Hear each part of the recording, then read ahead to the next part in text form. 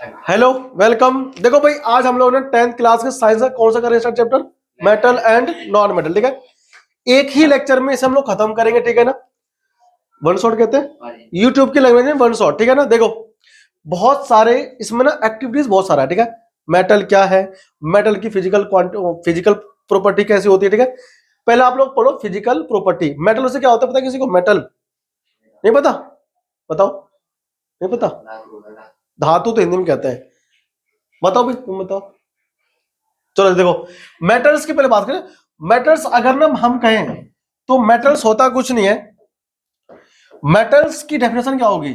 Metals नहीं दिख रहा ना, नहीं दिख रहा ना भाई मेटल्स। तो मेटल्स क्या होता है? मेटल्स वो स्पीसीज होता है या एलिमेंट होता है जिसके एटम्स इलेक्ट्रॉन लूज करके पॉजिटिव आयन बनाते हैं। ठीक है ना, तो आप क्या लिखोगे इसमें? Metals, metals are those species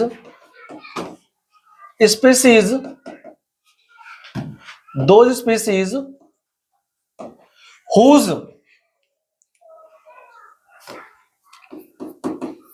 whose atoms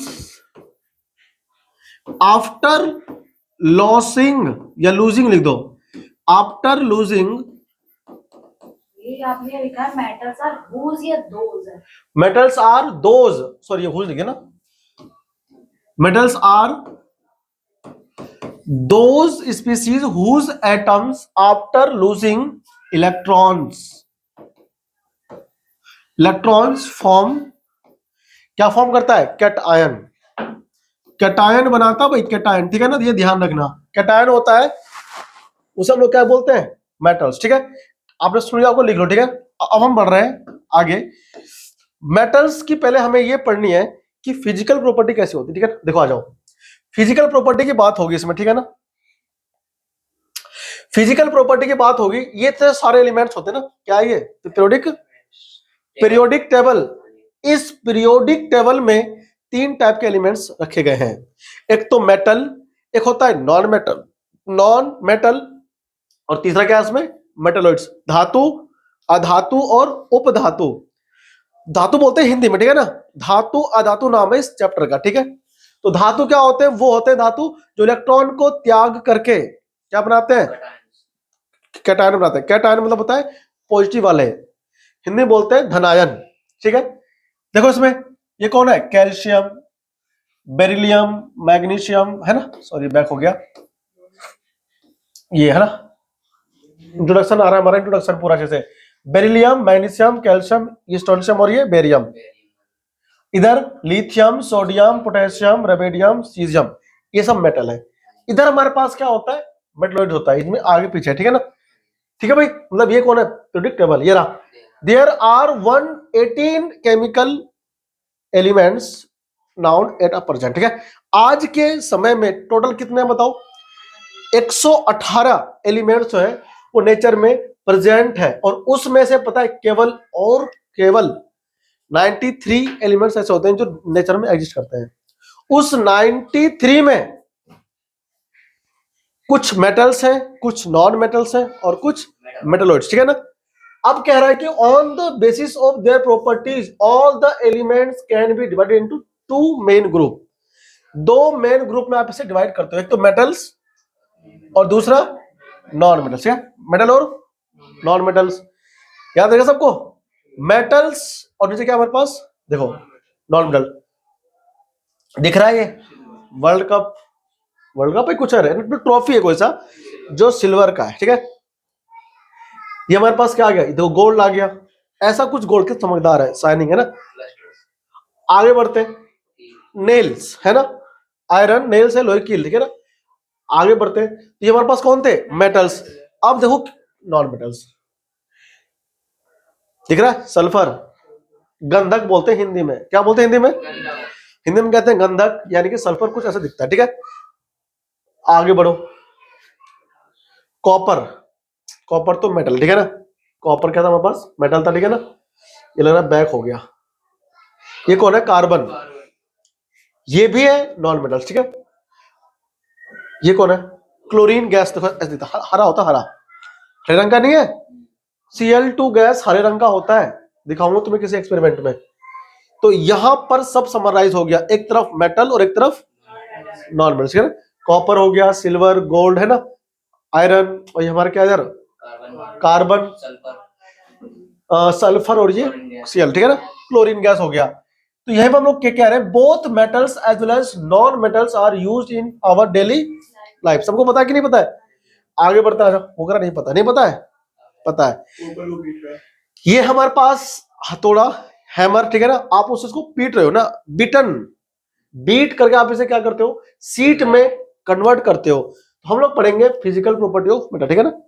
physical property में पहले क्या क्या होता है, सीट में आप इसे चेंज कर सकते हो। इस प्रॉपर्टी को हम क्या बोलते हैं, ये रहा, मेटल्स आर मेलेबल। समझते हो मेलेबल का मतलब? ये लोहे का गेट वगैरह बनता है, आप इसको ना पीट करके पतला बना सकते हो, है ना, पतला कर सकते, सीट के फॉर्म में कर सकते हैं convert. Metals can be beaten, beat करके, या फिर हैमर्ड इनटू थिन शीट, पतली परत में बदल सकते हैं, ठीक है ना। इसको हम लोग किसको, धातुओं को, इसके इस गुण को हम लोग क्या बोलते हैं, मेलेबल, यानी कि आघात वर्ध्यता बोलते हैं हिंदी में। क्या बोलते हैं? आघात वर्ध्यता। लिखा हुआ है तुम्हारी बुक में, ठीक है ना। अब तुम लोग बुक लेके नहीं बैठे ना, ठीक है भाई। देखो, तो पहले क्या आ गया, मेलेबल। अब आता है वायर के फॉर्म में करते हैं कन्वर्ट। एल्युमिनियम का वायर आता है, कॉपर का वायर आता है। अच्छा, वो जो पंखे में कोयलिंग करते हैं, कितना बारीक तार होता है, सोचो इतना मोटा मेटल होता है सिल्वर का या फिर कॉपर का, उसे खींच के पतली पतली बारीक तार में क्या कर सकते हैं। इस प्रॉपर्टी को हम क्या बोलते हैं, डक्टिलिटी बोलते हैं, है ना। क्या बोलते हैं, डक्टाइल, यानी डक्टिलिटी। हिंदी में कहते हैं तन्यता, तान ना, खींचना, तान करके ना उसको लंबा कर सकते हैं, तो उसे बोलते हैं तन्यता। ये वायर है, ठीक है ना। देखो, अगली प्रॉपर्टी है, metals are ductile, that is metal can be drawn और स्ट्रेच्ड, मतलब खींच करके, इनटू थिन वायर, आप इसे पतली वायर में कन्वर्ट कर सकते हो। इतना पेपर में सब नहीं आएगा, ठीक है ना, थोड़ा सा जो ये ना पेपर में पहले आ चुका है, मतलब 9th क्लास में, ठीक है ना, फिर भी आपने लिख लो, फिर पढ़ना साथ साथ में। अगले पर्पस क्या है, मेटल्स आर डक्टाइल, यानी कि मेटल्स कैन बी ड्रॉन और स्ट्रेच इनटू थिन वायर, ठीक है भाई, हो गया। अब इसके बाद जो हमारी प्रॉपर्टी है वो क्या है, गोल्ड। दिखा रहा है, गोल्ड का एग्जांपल है, gold is the most ductile metal. अगर तुमसे पूछेगा कि बताओ जितने हमारे पास मेटल्स अवेलेबल है, उन सभी में सबसे ज्यादा तन्यता यानी कि डक्टिलिटी किसकी होती है, तो गोल्ड का बताओगे ना। कहते हैं कि 2 किलोमीटर लंबी तार, 1 ग्राम गोल्ड से 2 किलोमीटर लंबी वायर को स्ट्रेच कर सकते हैं, ठीक है ना, मतलब बना सकते हैं। तो अपना इसमें एक लाइन ऐड कर सकते हो, कौन सा, कि भाई हमारे पास क्या है, देखो, 1 gram gold can stretched into 2 kilometre length wire, 2 kilometre length wire, ठीक है ना। इस लाइन को ना एनसीईआरटी ने बहुत अच्छे से मेंशन किया, इसलिए आपको पता होना चाहिए, ठीक है, कि आप 1 ग्राम गोल्ड को 2 किलोमीटर लंबी वायर में स्ट्रेच करके कन्वर्ट कर सकते हो। ये इतनी ज्यादा डक्टाइल होता है, बताओ 1 ग्राम कितना होता है, बहुत कम होता है, बहुत कम। और उतने से को आप यहां से लोनी पहुंचा सकते हो खींच करके, ठीक है ना। लोनी जो है हमारा ना रेलवे स्टेशन है, वहां से हनुमान मंदिर कितना है, 2 किलोमीटर है। अगर हम इस 1 ग्राम ना सोने को अगर खींचते हुए जाएं तो लोनी पहुंच जाएगा। वो देखा है, बर्फी वगैरह खाते हो, काजू कतली भी खाते हो ना, उसके ऊपर क्या होता है, सिल्वर फॉइल होता है, लेयर होती है उसके ऊपर, कितनी पतली होती है, कहां से आया वो डक्टिलिटी की प्रॉपर्टी के कारण हम उसको ऐसा कर पाते हैं, ठीक है ना। ठीक है भाई, तो गोल्ड इज मोस्ट डक्टाइल होता है नेचर में, ठीक है ना। और 1 ग्राम गोल्ड को कैन स्ट्रेच कर सकते हो इनटू 2 किलोमीटर लेंथ वायर में, ठीक है भाई। इसको आप लिखो लेंथ, ठीक है, वायर लिख दिया। आगे बढ़े, देखो नेक्स्ट प्रॉपर्टी हमारे पास कौन सी आएगी, ये रहा, देखो ये लिखा हुआ आ गया, ठीक है ना। About 1 gram of gold can be drawn into thin wire of about 2 kilometre long, ठीक है ना, 2 किलोमीटर लंबी वायर आप बना सकते हो। ये चीज आपको पता होनी चाहिए। आज आप देखें अगला एक्सपेरिमेंट। आप सभी लोग क्या जानते हो ना कि अगर आप मेटल को करोगे हीट, तो उसके अंदर हीट और इलेक्ट्रिसिटी दोनों ही कंडक्ट होती है ना। उसी एक्टिविटी को ना हम लोग यहां पर भी देखेंगे। एनसीईआरटी की एक्टिविटी है, खोलो आप, ये पहली एक्टिविटी को कौन क्या बोल रहा है, फर्स्ट एक्टिविटी में, सैंपल लेना है आयरन कॉपर एल्यूमिनियम और हाँ, और हमें ईच एग्जाम्पल का पेरेंट्स चेक करना है, नोट करना है, फिर उनके सर पे इसको क्लियर करना है। हाँ वो रंग दे रहे हैं ना, मतलब वो साइनिंग वगैरह होता है ना।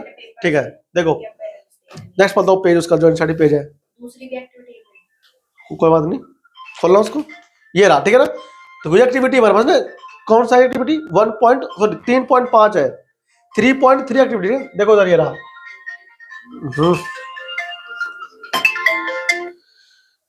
सॉरी, देखो एल्यूमिनियम रॉड लिया हमने, क्या लिया भाई, एल्यूमिनियम रॉड लिया। ठीक है, इस रॉड को हमने बर्नसन बर्नर बोलते हैं। ठीक है, उसमें आपने इसको हीट कर रहे हो, आप इसको हीट करने से क्या होगा, देखो ये हीट अभी ना इसमें कंडक्ट हो रहा है, अभी यहां पे हीट जा रहा है, ये हीट जो है यहां से ना देखो ब्लैक कर रहा है उसको, नहीं हो रहा ब्लैक, आगे बढ़ो। ये हीट क्या है, metals are good conductors of heat, black हो गया पूरा ये। अब ये हीट यहां से यहां जा सकता है, ठीक है ना। Silver is the best conductor of heat followed by copper, copper की कंपैरिजन में सिल्वर जो है वो बेस्ट कंडक्टर होता है, लेकिन हम वायर के रूप में कॉपर लेते हैं, ना कि सिल्वर। क्यों, कॉस्टली होता है, सिल्वर कॉस्टली होता है। दूसरा, अगर आपने वायर सिल्वर का लगा दिया तो बचेगा क्या, सिल्वर का अगर आपने वायर यूज किया तो बचेगा तुम्हारा वायर, कोई काट लेगा ना रात में, तो चोरी होने के डर से और कॉस्टली है इसलिए हम सिल्वर यूज नहीं करते।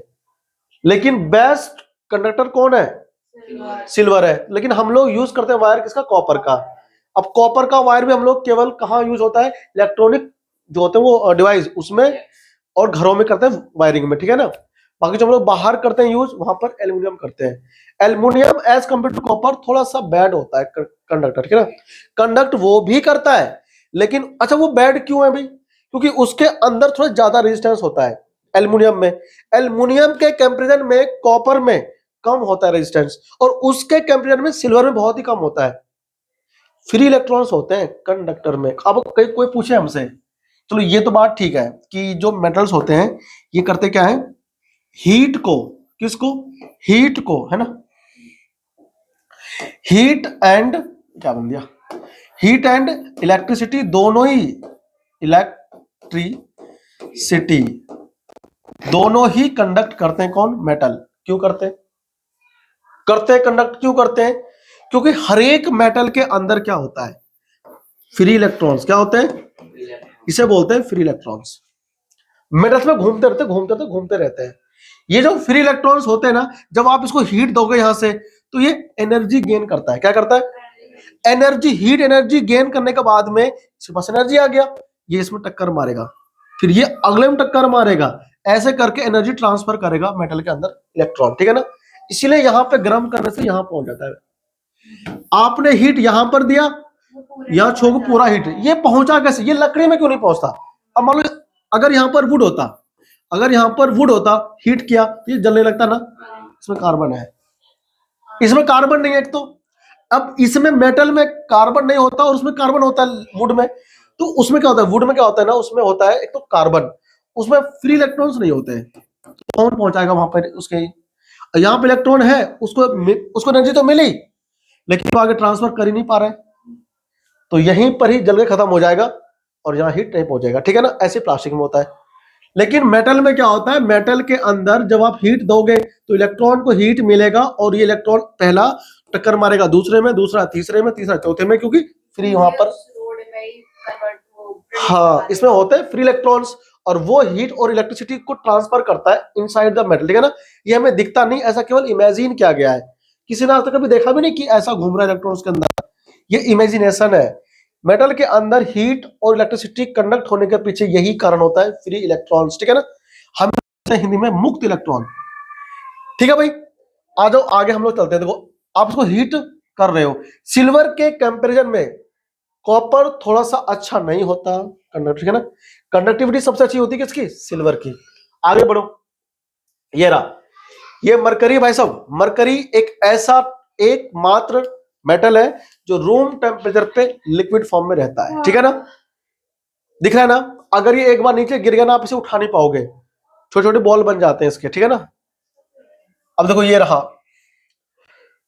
The poorest conductor of heat among the metal are lead and mercury, ठीक है ना। इधर लेड हो गया, और इधर मरकरी। समझ में आ रही बात? यानी कि मरकरी भी मेटल है, लेकिन सबसे ज्यादा बैड कंडक्टर ये दोनों होते हैं, ठीक है ना? किसका? हीट का एंड इलेक्ट्रिसिटी का, ठीक है ना? सभी मेटलों के अंदर ये आपको पता होना, ठीक है ना? इसको लिखो पॉइंट को ना, जो ना पॉइंट यहाँ पे आते हैं, अब उस पॉइंट को मेंशन क्या करो, ठीक है ना? समझने के बाद में मेंशन कर लिया करो, तुम्हारे नोट्स बनते जाएंगे साथ साथ, ठीक है? तुम्हें कुछ भी अलग से लिखना नहीं पड़ेगा इसमें। ऑल ओवर क्वेश्चन जो बनते हैं ना सीबीएसई बोर्ड में, सबके आंसर मिलेंगे एक साथ। ये मेटल है, वो मेटल, ठीक है ना? अभी हम लोग पढ़ रहे हैं फिजिकल प्रॉपर्टी। फिजिकल में क्या होता है? फिजिकल प्रॉपर्टी के अंदर क्या क्या आते हैं? मेटल दिखता कैसा है, उसका रंग कैसे होते हैं, शाइनिंग कैसे होती है ना? वो जो था ना भी, मेलेबल, डक्टिलिटी, है ना? ये सब क्या, मेल्टिंग पॉइंट, बॉइलिंग पॉइंट, ये सब क्या होते हैं? ये सब इनकी फिजिकल प्रॉपर्टी होती है। तो पहले हमें यही पढ़ना है, फिर आएगा बाद में केमिकल प्रॉपर्टी, जो कि पूरा चैप्टर में आएगा, ठीक है ना? लिखो इसको पहले। देखो इसके बाद क्या आ रहा है, दिख रहा है आपको? पहले के जमाने में ना बर्तन बहुत यूज किए थे। ये एल्यूमिनियम के बर्तन सारे ऊपर, ठीक है ना? ये इसे हम लोग बोलते थे कांसा। कांसा मतलब कॉपर, पीतल, तांबा, है ना? ये उसके बर्तन से। इनमें जंग कहां लगते हैं? इनमें जंग लगते ही नहीं है। ये यहां पर दिखाया गया है, एक फिजिकल प्रॉपर्टी होती है, शाइनिंग होते हैं, है ना? हल्का सा मांजते ही चमकदार। आज के बर्तन आते हैं इतने चमकते नहीं है, ये चमकदार। पहले ना सस्ते थे तो इनके बर्तन बनते थे, अभी महंगे हो गए तो लोग इनका बर्तन नहीं बनाते, है ना? ये एल्युमिनियम इतना चमकदार होता है, पता है? बिल्कुल चमकता है मांजते ही बर्तन। देखो, the cooking utensil and water boilers are usually made up of copper और एल्युमिनियम। कॉपर और एल्युमिनियम के ही क्यों बनाते थे हम लोग? क्या चीज? कुकिंग यूटेंसिल, यानी कि जो खाना पकाते हैं ना उसके बर्तन जो होते हैं, उसे हम लोग वाटर, मतलब कि कॉपर का ना बनते हैं और एल्युमिनियम का। तो इसके पीछे रीजन क्या है? देखो केमिकल रीजन भी है इसके अंदर, केमिकल प्रॉपर्टी में अपना सीखोगे कि ये वाटर से जल्दी रिएक्शन करते नहीं है, एक ये भी इसका रीजन है। और फिजिकल प्रॉपर्टी की अगर बिहाफ पे हम लोग बात किया जाए यहां पर इसकी, तो फिजिकल प्रॉपर्टी के बिहाफ पे शाइनिंग होते हैं नेचर में। क्या होते हैं? शाइनिंग, ठीक है ना? तो आप ना दो पॉइंट ऑफ व्यू से कह सकते हो, उसे यूज करते हैं, एक तो केमिकल और एक फिजिकल, ठीक है ना? लिख लो, लिख दिया? देखो, तो हम लोग ना इसका बनाते हैं, किसका? कॉपर का और एल्यूमिनियम का, ठीक है ना? फिजिकल प्रॉपर्टीज ऑफ मेटल और नॉन मेटल। फिर से कैसा आ गया देखो, वो फिर से कैसा आ गया ये, एक मिनट रुक जाओ, रुक जाओ। ये हम लोगों ने पढ़ लिया ना फिजिकल प्रॉपर्टी, हम लोग अभी तक पढ़े थे ना, तो ठीक है, बिल्कुल ठीक है। ठीक है, देखो अगली फिजिकल प्रॉपर्टी है ना, अभी तुमने क्या देखा? डक्टिलिटी देखा, मेलेबल, और क्या देखा? हाँ, अब आता है इलेक्ट्रिसिटी। ये रहा, metals are good conductors of electricity. लिखो अगला पॉइंट, बहुत बेहतरीन होता है कंडक्टर, है ना? किसका? इलेक्ट्रिसिटी का। अब तुमसे यहां तो ये रहा, बल्लभ साहब दिख गया सबको? ये एक्टिविटी तुम्हारी बुक में एनसीईआरटी में, देखो नहीं तो निकाल करके, क्या क्या पेज नंबर पर देखना, ये रहा ना इधर पेज नंबर, ये वाली हमारे पास हीट वाली है, हाँ, और ये कौन सी? इलेक्ट्रिसिटी वाली, ठीक है ना? देखो ये मेरे पास क्या है, ये मेरे पास एक है ना, देखो ये क्या भाई, ये पेपर क्या है, ये मेरे पास एक बैटरी है, बल्लभ ना, ये होल्डर हो गया, अच्छा बैटरी इधर है, ठीक है? अब क्या होगा, देखो ये रहा, हमने क्या किया, जब पेपर लिया, पेपर जानते हो ना, कागज, आपने दोनों को पेपर पे लगाया, बल्लभ साहब नहीं जले, ठीक है ना? और आपने जैसे एल्युमिनियम फॉइल लिया, बल्लभ साहब जल गए। इसका मीनिंग क्या है कि एल्युमिनियम फॉइल जो है वो कंडक्ट कर रहा है इलेक्ट्रिसिटी को, ठीक है ना? ठीक है भैया, देखिए सबको। तो इसने प्रूव कर दिया इस एक्सपेरिमेंट ने कि जो मेटल होता है ना, वो होता है हीट का और इलेक्ट्रिसिटी का कंडक्टर। क्यों होता है? कोई पूछे, करते क्यों conductor? Due to presence of free electrons, ठीक है? उसी फ्री इलेक्ट्रॉन्स को लूज करके ना मेटल्स क्या करते हैं? कैटायन बनाते हैं, ठीक है? वो होते हैं मेटल्स। अभी नॉन मेटल की तो बात ही नहीं हो रही, ठीक है भाई? अब देखो ये रहा, सिल्वर सबसे बेस्ट होता है conductor of electricity, followed by, ये तो आपने ना पीछे छाप लिया है, लिख लिया ना आपने, फॉलोड बाय कॉपर, ये जब हम लिख नहीं देते वाले पॉइंट्स। अच्छा, silver is the best conductors of electricity, लिख लो ना। ये सारे पॉइंट्स ना फिजिकल प्रॉपर्टी है, 9th में पहला ना आपसे सीख चुके हो, यहाँ पे हम लोग इसको डिटेल में फिर से पढ़ रहे हैं क्योंकि एनसीईआरटी में मेंशन है सारा कुछ। तो आपको पढ़ना चाहिए, ठीक है। देखो अगला, देखो नेक्स्ट प्रॉपर्टी कौन सी है इसकी, ये रहा, electric wire are made up of copper and aluminium, क्यों नहीं बात सिल्वर का, महंगा है सिल्वर, ठीक है। आप इस पॉइंट को ना ऐड तो कर लो। देखो ये रहा, आ गया। अभी शादियां चल रही है, सब ये पहन रहे हैं, हाँ जी। गहने, है ना। तो ऑर्नामेंट्स यानी कि गहनों को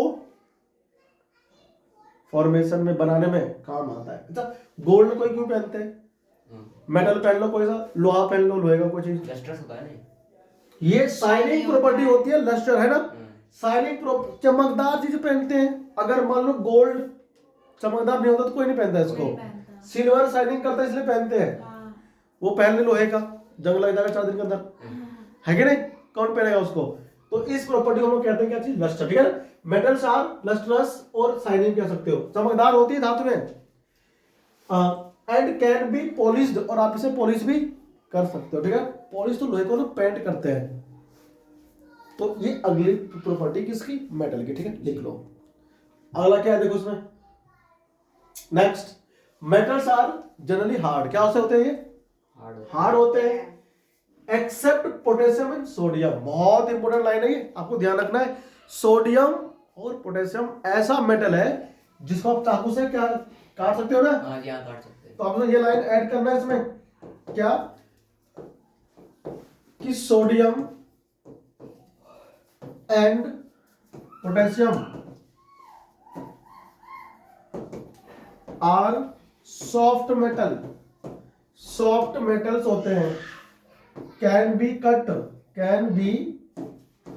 cut with the help of wife, sorry wife ने क्या बोलते हैं, नाइफ होता है, नाइफ। हाँ नाइफ, यार वाइफ बोल दिया, याद आ रही है, याद नहीं आ रही किसी की भाई, ठीक है। With the help of knife, knife मतलब चाकू। चाकू से ना काट सकते हो। अच्छा, मेरे पास सोडियम मेटल है, दिखाऊंगा, ठीक है ना, शॉर्ट्स में या फिर उसमें एक्सपेरिमेंट में। आप उसे चाकू लाना और उसे काटना, देखना काट पाओगे। सोडियम है, पोटेशियम तो नहीं, ठीक है ना, छप गया ये? हाँ जी। चलो इसको आप लिखो इजीली, बट लिखा का कट जाता है। हाँ। क्या, अच्छा सॉरी बट नहीं कटाएगा यार, वाइफ आ गई था उसमें तो लिख कट के जगह बट आ गया था, ठीक है। कैन बी कट, ठीक, And cut easily with the help of knife. ठीक है ना भाई।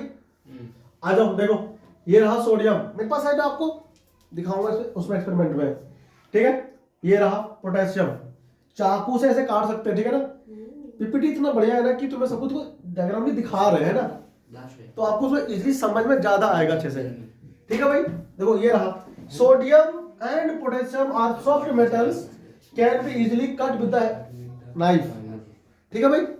इसमें लिखा हुआ है नाइफ, हम पढ़ गए थे भाई, ठीक है, कोई नहीं। देखो देख रहा है, ये बड़े बड़े ब्रिज बनते हैं ना, लंदन में शादी ब्रिज, अमेरिका का है। तुम कहां मार लिए थे? देखो भाई मेटल्स आर हार्ड, अभी इतना हार्ड होता है मेटल, तभी तो बनाते हैं इनसे फ्लाइवर, एरोप्लेन का जो ऊपर का लेयर होता है एल्युमिनियम से बनता है, ठीक है ना। भैया आप कह रहे हो सोडियम को काट सकते हैं, पर वो तो एयर की प्रेजेंस में रिएक्ट कर देता है ना। हाँ तो हम काटेंगे ना, आपको सामने काट के दिखाए भाई, वो रिएक्टिव ज्यादा है सोडियम, हाँ जी, इसलिए। लेकिन काट सकते हैं ना, ऐसा थोड़ी कि रक्त में आगे लग गया, काट नहीं पाएंगे भाई, काट सकते हैं उसको, है ना, समय लगता है उसको रिएक्ट करने में भी, घंटा 2 घंटा, ठीक है। देखो सोडियम मेटल को आप इजीली काट पाओगे, ठीक है। ये रहा, except sodium and potassium. Potassium, इसको छोड़ करके बाकी सब हार्ड होते हैं। मरकरी। मरकरी हमारा होता है लिक्विड, है ना, ये मरकरी, मर्क्यूरी नहीं, ठीक है। Metals are solid at room temperature except mercury, ये होते हैं लिक्विड का रूम टेम्परेचर पर, ठीक है।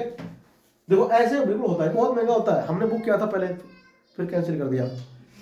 100 ग्राम जो था ना वो 2000 रुपये का था, तो मैंने कहा काटो इसको, बिल्कुल नहीं खाएंगे इनको हम लोग, इतना महंगा कौन दिखाएगा, ठीक है भाई।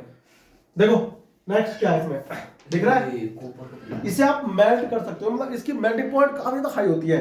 जहां तुमको आग दिख गया ना, समझ जाओ रेलवे का पटरी जोड़ते हैं ना, तो वहां पर भी यूज होता है मेटल। बात करेंगे केमिकल प्रॉपर्टी में, ठीक है। देखो ये तो बस क्या है, कॉपर हो गया, तो आप इसे मेल्ट कर सकते हो। Melt have metals have high melting points, ठीक है ना। ये थोड़ी कि आपने हल्का सा दिया हीट और मेल्ट हो गया, प्लास्टिक वगैरह क्या होता है, हल्का सा आग पे दिया मेल्ट हो गया, लेकिन मेटल्स मेल्ट नहीं होते, पिघलते नहीं है जल्दी से।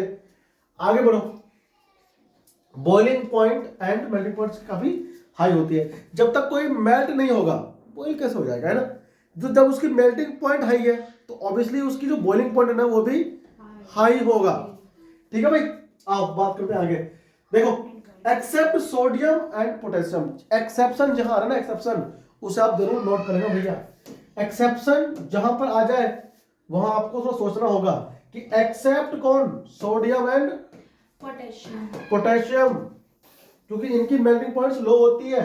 Accept sodium and potassium which have low melting and boiling point. ठीक है ना, छाप लिया, ये अपने नोट्स में मेंशन करते हुए चलो। ठीक है ना, चलो आगे बढ़ते हैं। अभी मुझे लिखो लिखो, देखो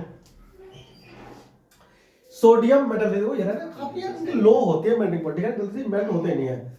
हैव हाई डेंसिटी, डेंसिटी क्या होती है, क्या है इसमें, मेटल्स हैव हाई डेंसिटीज, लेकिन एक्सेप्शन फिर से आ गया, सोडियम और पोटेशियम की डेंसिटी लो होती है। ठीक है ना, ये पानी पर तैरते हैं, बाकी डालोगे ना पानी में डूब जाएगा। ठीक है, तो लिखो अगली प्रॉपर्टी फटाफट से। आगे मैं जो नोट्स आपको लिखवा रहा हूं, जो यहाँ पर आ रहे हैं ना, इसको पॉइंट वाइज लिखो अपने नोट्स में, कॉपी में, पेपर टाइम पे इसको पढ़ लेना, इजीली सब कुछ पॉइंट है ना हाईलाइट हो जाएगा, क्लियर हो जाएगा। ठीक है, हो गया ना, बिल्कुल एनसीईआरटी लाइन टू लाइन यहाँ पर ना ये डायग्राम के साथ पीपीटी के साथ आपको समझाया जा रहा है। ठीक है, तो चैनल को सब्सक्राइब जरूर करें भाई, अगर यहाँ तक आप लोग आ गए हैं देखते देखते। ठीक है, आगे बढ़ेंगे। देखो हो गया, चलो ये देख रहे हो सितार बजते रहे, घंटी क्या होता है, सोनोरस प्रॉपर्टी। कौन सी होती है, सोनोरस। घंटी आती है ना जो स्कूल में बैल लगी होती है, वो क्या की लगी होती है, लकड़ी की लगी होती है, लोहे की। जो घंटियां बनती है बैल की। सितार, सितार नाम तो सुना होगा। वो गिटार भी होता है, उसकी वायर को ना काफी खींच करके बांधते हैं, फिर हम उसमें वाइब्रेशन प्रोड्यूस करते हैं फिंगर से, तो साउंड प्रोड्यूस करता है ना। तो ये वही कहना चाह रहा है, इसका घंटी और इधर ये तुम्हारा सितार। ठीक है ना, metal make sound when struck with an object, जब किसी वस्तु से टकराती है धातुएं तो ध्वनि उत्पन्न करती है, ध्वनि, समझते हो ना, यानी कि मेटल्स आर सोनोरस। कोई दिक्कत किसी को नहीं। ठीक है भाई, आगे बढ़ते हैं। देखो अब आता है अगली चीज, ठीक है, ये क्या है भाई, पेंसिल। और इस पेंसिल में यहां पर क्या है, ग्रेफाइट। अब बात होगी ग्रेफाइट की।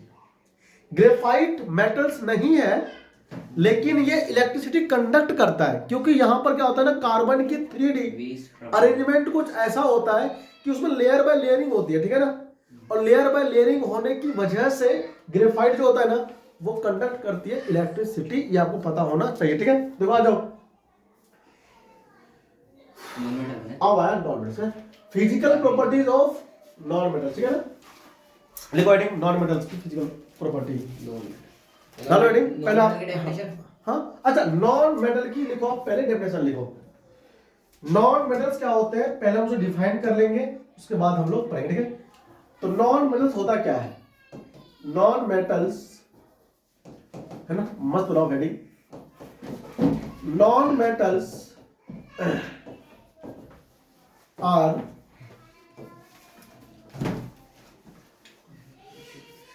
non-metals are those elements, sorry, those elements or species whose atoms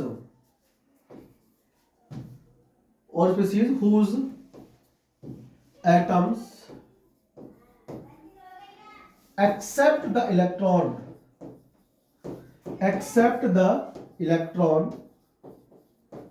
electrons or get converted into anions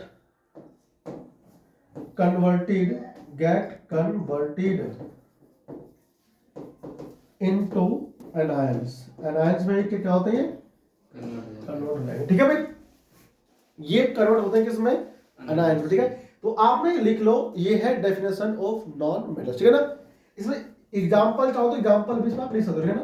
कौन आता है, कार्बन, ऑक्सीजन, नाइट्रोजन है, सल्फर, क्लोरीन, है ना, ये सब होते हैं कौन है, नॉन मेटल्स। फॉस्फोरस, ठीक है, ऑर्गन, जीनॉन, ठीक है, हीलियम, ठीक है, ये हीलियम गैस हो गया ना, ऑर्गन, हीलियम, ये सब एक्सेप्ट होते हैं ना, ये सब कैसे होते हैं? नॉन मेटल्स, ठीक है। ये इलेक्ट्रॉन्स एक्सेप्ट करके क्या क्या करते हैं? ये बनाते हैं एनायन, यानी कि नेगेटिव आयन, ठीक है भाई, छाप लो इसको। फिर बढ़ते हैं इसकी फिजिकल प्रॉपर्टी, ठीक है। इसकी पहली फिजिकल प्रॉपर्टी यही है, ग्रेफाइट के अंदर ना ये नॉन मेटल होता है कार्बन, उसके बाद भी ये इलेक्ट्रिसिटी कंडक्ट करता है, लेकिन ये एक्सेप्शन है, बाकी नॉन मेटल नहीं करते इलेक्ट्रिसिटी कंडक्ट, ठीक है भाई।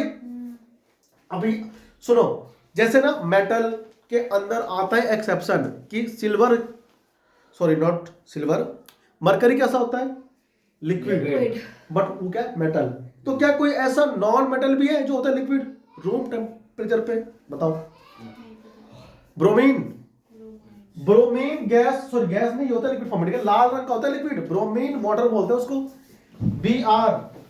ये एक्सेप्शन मैं आपको लिखा रहा हूं ना, बड़ा इंपॉर्टेंट है कि बताओ ऐसा कौन सा नॉन मेटल है जो कि लिक्विड होता है रूम टेम्परेचर पे। मेटल सबको याद होता है ना, वो पढ़ाते हैं चिल्ला चिल्ला करके, लेकिन ब्रोमीन भी होता है ना। अब आपको दिखाएंगे पीपीटी में, रंग आएगा, चलिए पीपीटी में आएगा। ये क्या बोलते हैं देखो, non metals are neither malleable non ductile, ना तो होता है मेलेबल और ना ही होता है डक्टाइल।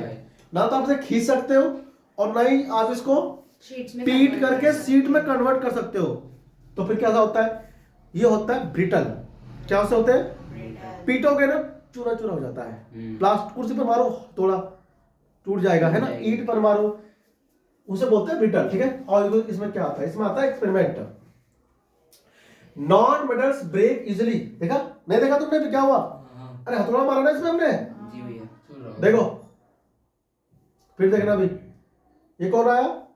कार्बन का कोई स्टोन आया, आपने इसको मारा और ये हो गया चूरा, ठीक है ना। जी भैया, यानी इस प्रॉपर्टी को हम लोग क्या बोलते हैं? ब्रिटल। तो नॉन मेटल्स आर ब्रिटल, यानी ब्रेक इजिली, है ना। आप लिखो इसको, देखो इजिली ब्रेक करते हो ना आप इसे। अलग है, non metals do not conduct heat and electricity, ये जलते हैं लोगों से नहीं, खुद हीट देने से, ठीक है ना। देखो क्या हो रहा है इसमें, हाँ, एक्सेप्ट कार्बन, कार्बन को छोड़ करके, है ना, कार्बन का ना एक एक्सेप्शन होता है, ग्रेफाइट। क्या होता है? हाँ ग्रेफाइट, वो बंदा बड़ा बेहतरीन है। अच्छा वो है भी क्या? कार्बन के एलोट्रॉप्स होते हैं, वो तो 3 होते हैं, बक मिस्टर फुलरेंस, डायमंड और ग्रेफाइट। ये एलोट्रोपिक फॉर्म होते हैं ये, ठीक है ना। तो इसमें कार्बन के अंदर जो आता है एक कंपाउंड ग्रेफाइट, जो पेंसिल की नोक होती है ना, वो कंडक्ट करती है इलेक्ट्रिसिटी। शायद हमने क्या था इसका एक्सपेरिमेंट करा था, है ना, तो मतलब कार्बन इलेक्ट्रिसिटी करती है। कंडक्ट, लेकिन सब नहीं करते। कार्बन इतनी भी बनी है मेरी कुर्सी, कार्बन में ग्रेफाइट जो कार्बन का एलोट्रोप होता है, हाँ, ग्रेफाइट। वो होता है ग्रेफाइट, वो करती है कंडक्ट, ठीक है, ये एक्सेप्शन है। अब ग्रेफाइट करती क्यों है ये आप 12th क्लास में समझोगे। यहां पर मैं आपको समझा दे रहा हूं कि ग्रेफाइट जो होता है ना, इसकी जो स्ट्रक्चर होती है वो लेयर बाय लेयर होती है, लेयर बाय लेयर। तो लेयर बाय लेयर उसका जो होता है अरेंजमेंट, उसकी अरेंजमेंट जो होती है लेयर बाय लेयर होने की वजह से वो करते हैं कंडक्ट इलेक्ट्रिसिटी, ठीक है। कौन? ग्रेफाइट, ठीक है भाई। देखो ये रहा, ये सल्फर हो गया, क्या है ये? सल्फर। सल्फर हो गया ना। देखो ये है कौन? पेपर। पेपर। तो पेपर पे नहीं जल रहा, सल्फर पे भी जलता नहीं ना, ये थोड़ा गलत हो गया, ठीक है ना। पीपीटी ये जल नहीं रहा है, उसी बनती है, ठीक है। फिर तुम ये सोचो जल रहा है वो। डायमंड, ये भी कार्बन का ही बना होता है, इलेक्ट्रोपिक फॉर्म। हाई टेम्परेचर, दुनिया का सबसे कठोर सबस्टांस होता है डायमंड, हार्डेस्ट ऑब्जेक्ट, ठीक है ना। ये एक्चुअल में रियल में चमकता नहीं है, ऐसा होता है, इसको चमकने लायक काट करके बनाया जाता है। टोटल इंटरनल रिफ्लेक्शन होता है डायमंड में, ठीक है ना। आप लोग ना वहां पर सीखते हो फिजिक्स में कि डायमंड, सॉरी, जो हीरा होता है वो चमकदार क्यों होता है? क्यों? इसे कटिंग ऐसे होती है ना इसकी कि जो अंदर लाइट जाएगी तो अंदर ही कई जगह पर वो किस एंगल पे मुड़ेगी तो शाइनिंग प्रोड्यूस करती है, इसको कटिंग करते हैं ऐसा। लेकिन जब ये कोयले खान में होता है तो ऐसा होता है, ठीक है ना। मतलब ये नहीं होता है अरे यार ये तो कुछ और है, ठीक है, यही होता है ना, ये चमकता नहीं है, ठीक है। अभी पिक्चर आई थी वो फुकरे, रिटर्न्स, तो उसमें ना जो वो चूचा कौन क्या नाम उसका, हाँ वो, हाँ वो हीरा ढूंढने के लिए ही तो जाता है अफ्रीका में, ढूंढता रहता है वहां पे ना, उसे मिलता है तो कुछ है नहीं, वो वापस आता है, फिर वो इतना वो ब्याह कर लेती है कौन? उसकी साथ वाली, ठीक है ना। हाँ, देखो तो non metals are non lustrous, non metal चमकदार नहीं होते, दे आर डल, कैसे होते हैं ये, डल होते डल, हैं। चमकते नहीं है, लेकिन कुछ एक्सेप्शंस हैं, और वो ये रहे एक्सेप्शन हीरा, ठीक है ना, ध्यान रखना। देखो ये है कार्बन और वो क्या है डायमंड, वो भी कार्बन का बना होता है लेकिन ये चमकता है, ठीक है ना, और ये हमारा चमकता नहीं, ठीक है भाई, देखिए सबको छाप लो, आर डल, ठीक है भाई, non metals are non lustrous, they are dull, ठीक है। ये देखो हीरा, अब हीरा चमकता क्यों है, समझो इधर देखो, non metals are generally soft, ऐसा तोड़ करके आराम से, एक्सेप्ट डायमंड, ठीक है ना, except diamond, except carbon in the form of diamond is very hard, diamond दुनिया का सबसे कठोर पदार्थ ऐसा माना गया है, ये एनसीईआरटी कहती है, ठीक है ना, कॉपी करो फटाफट से, लिख दिया, लिखो, ठीक है भाई, देखो आगे बढ़ते हैं, non metals are not strong, ये इतना स्ट्रॉन्ग नहीं होता, लकड़ी आराम से तोड़ दोगे ऐसे, हाँ जी, एक पतली लकड़ी को आप आराम से तोड़ दोगे, उतने ही पतले सरिये को आप नहीं तोड़ पाओगे, है ना, चूल्हे को होता है, क्यों, वो हार्ड होता है।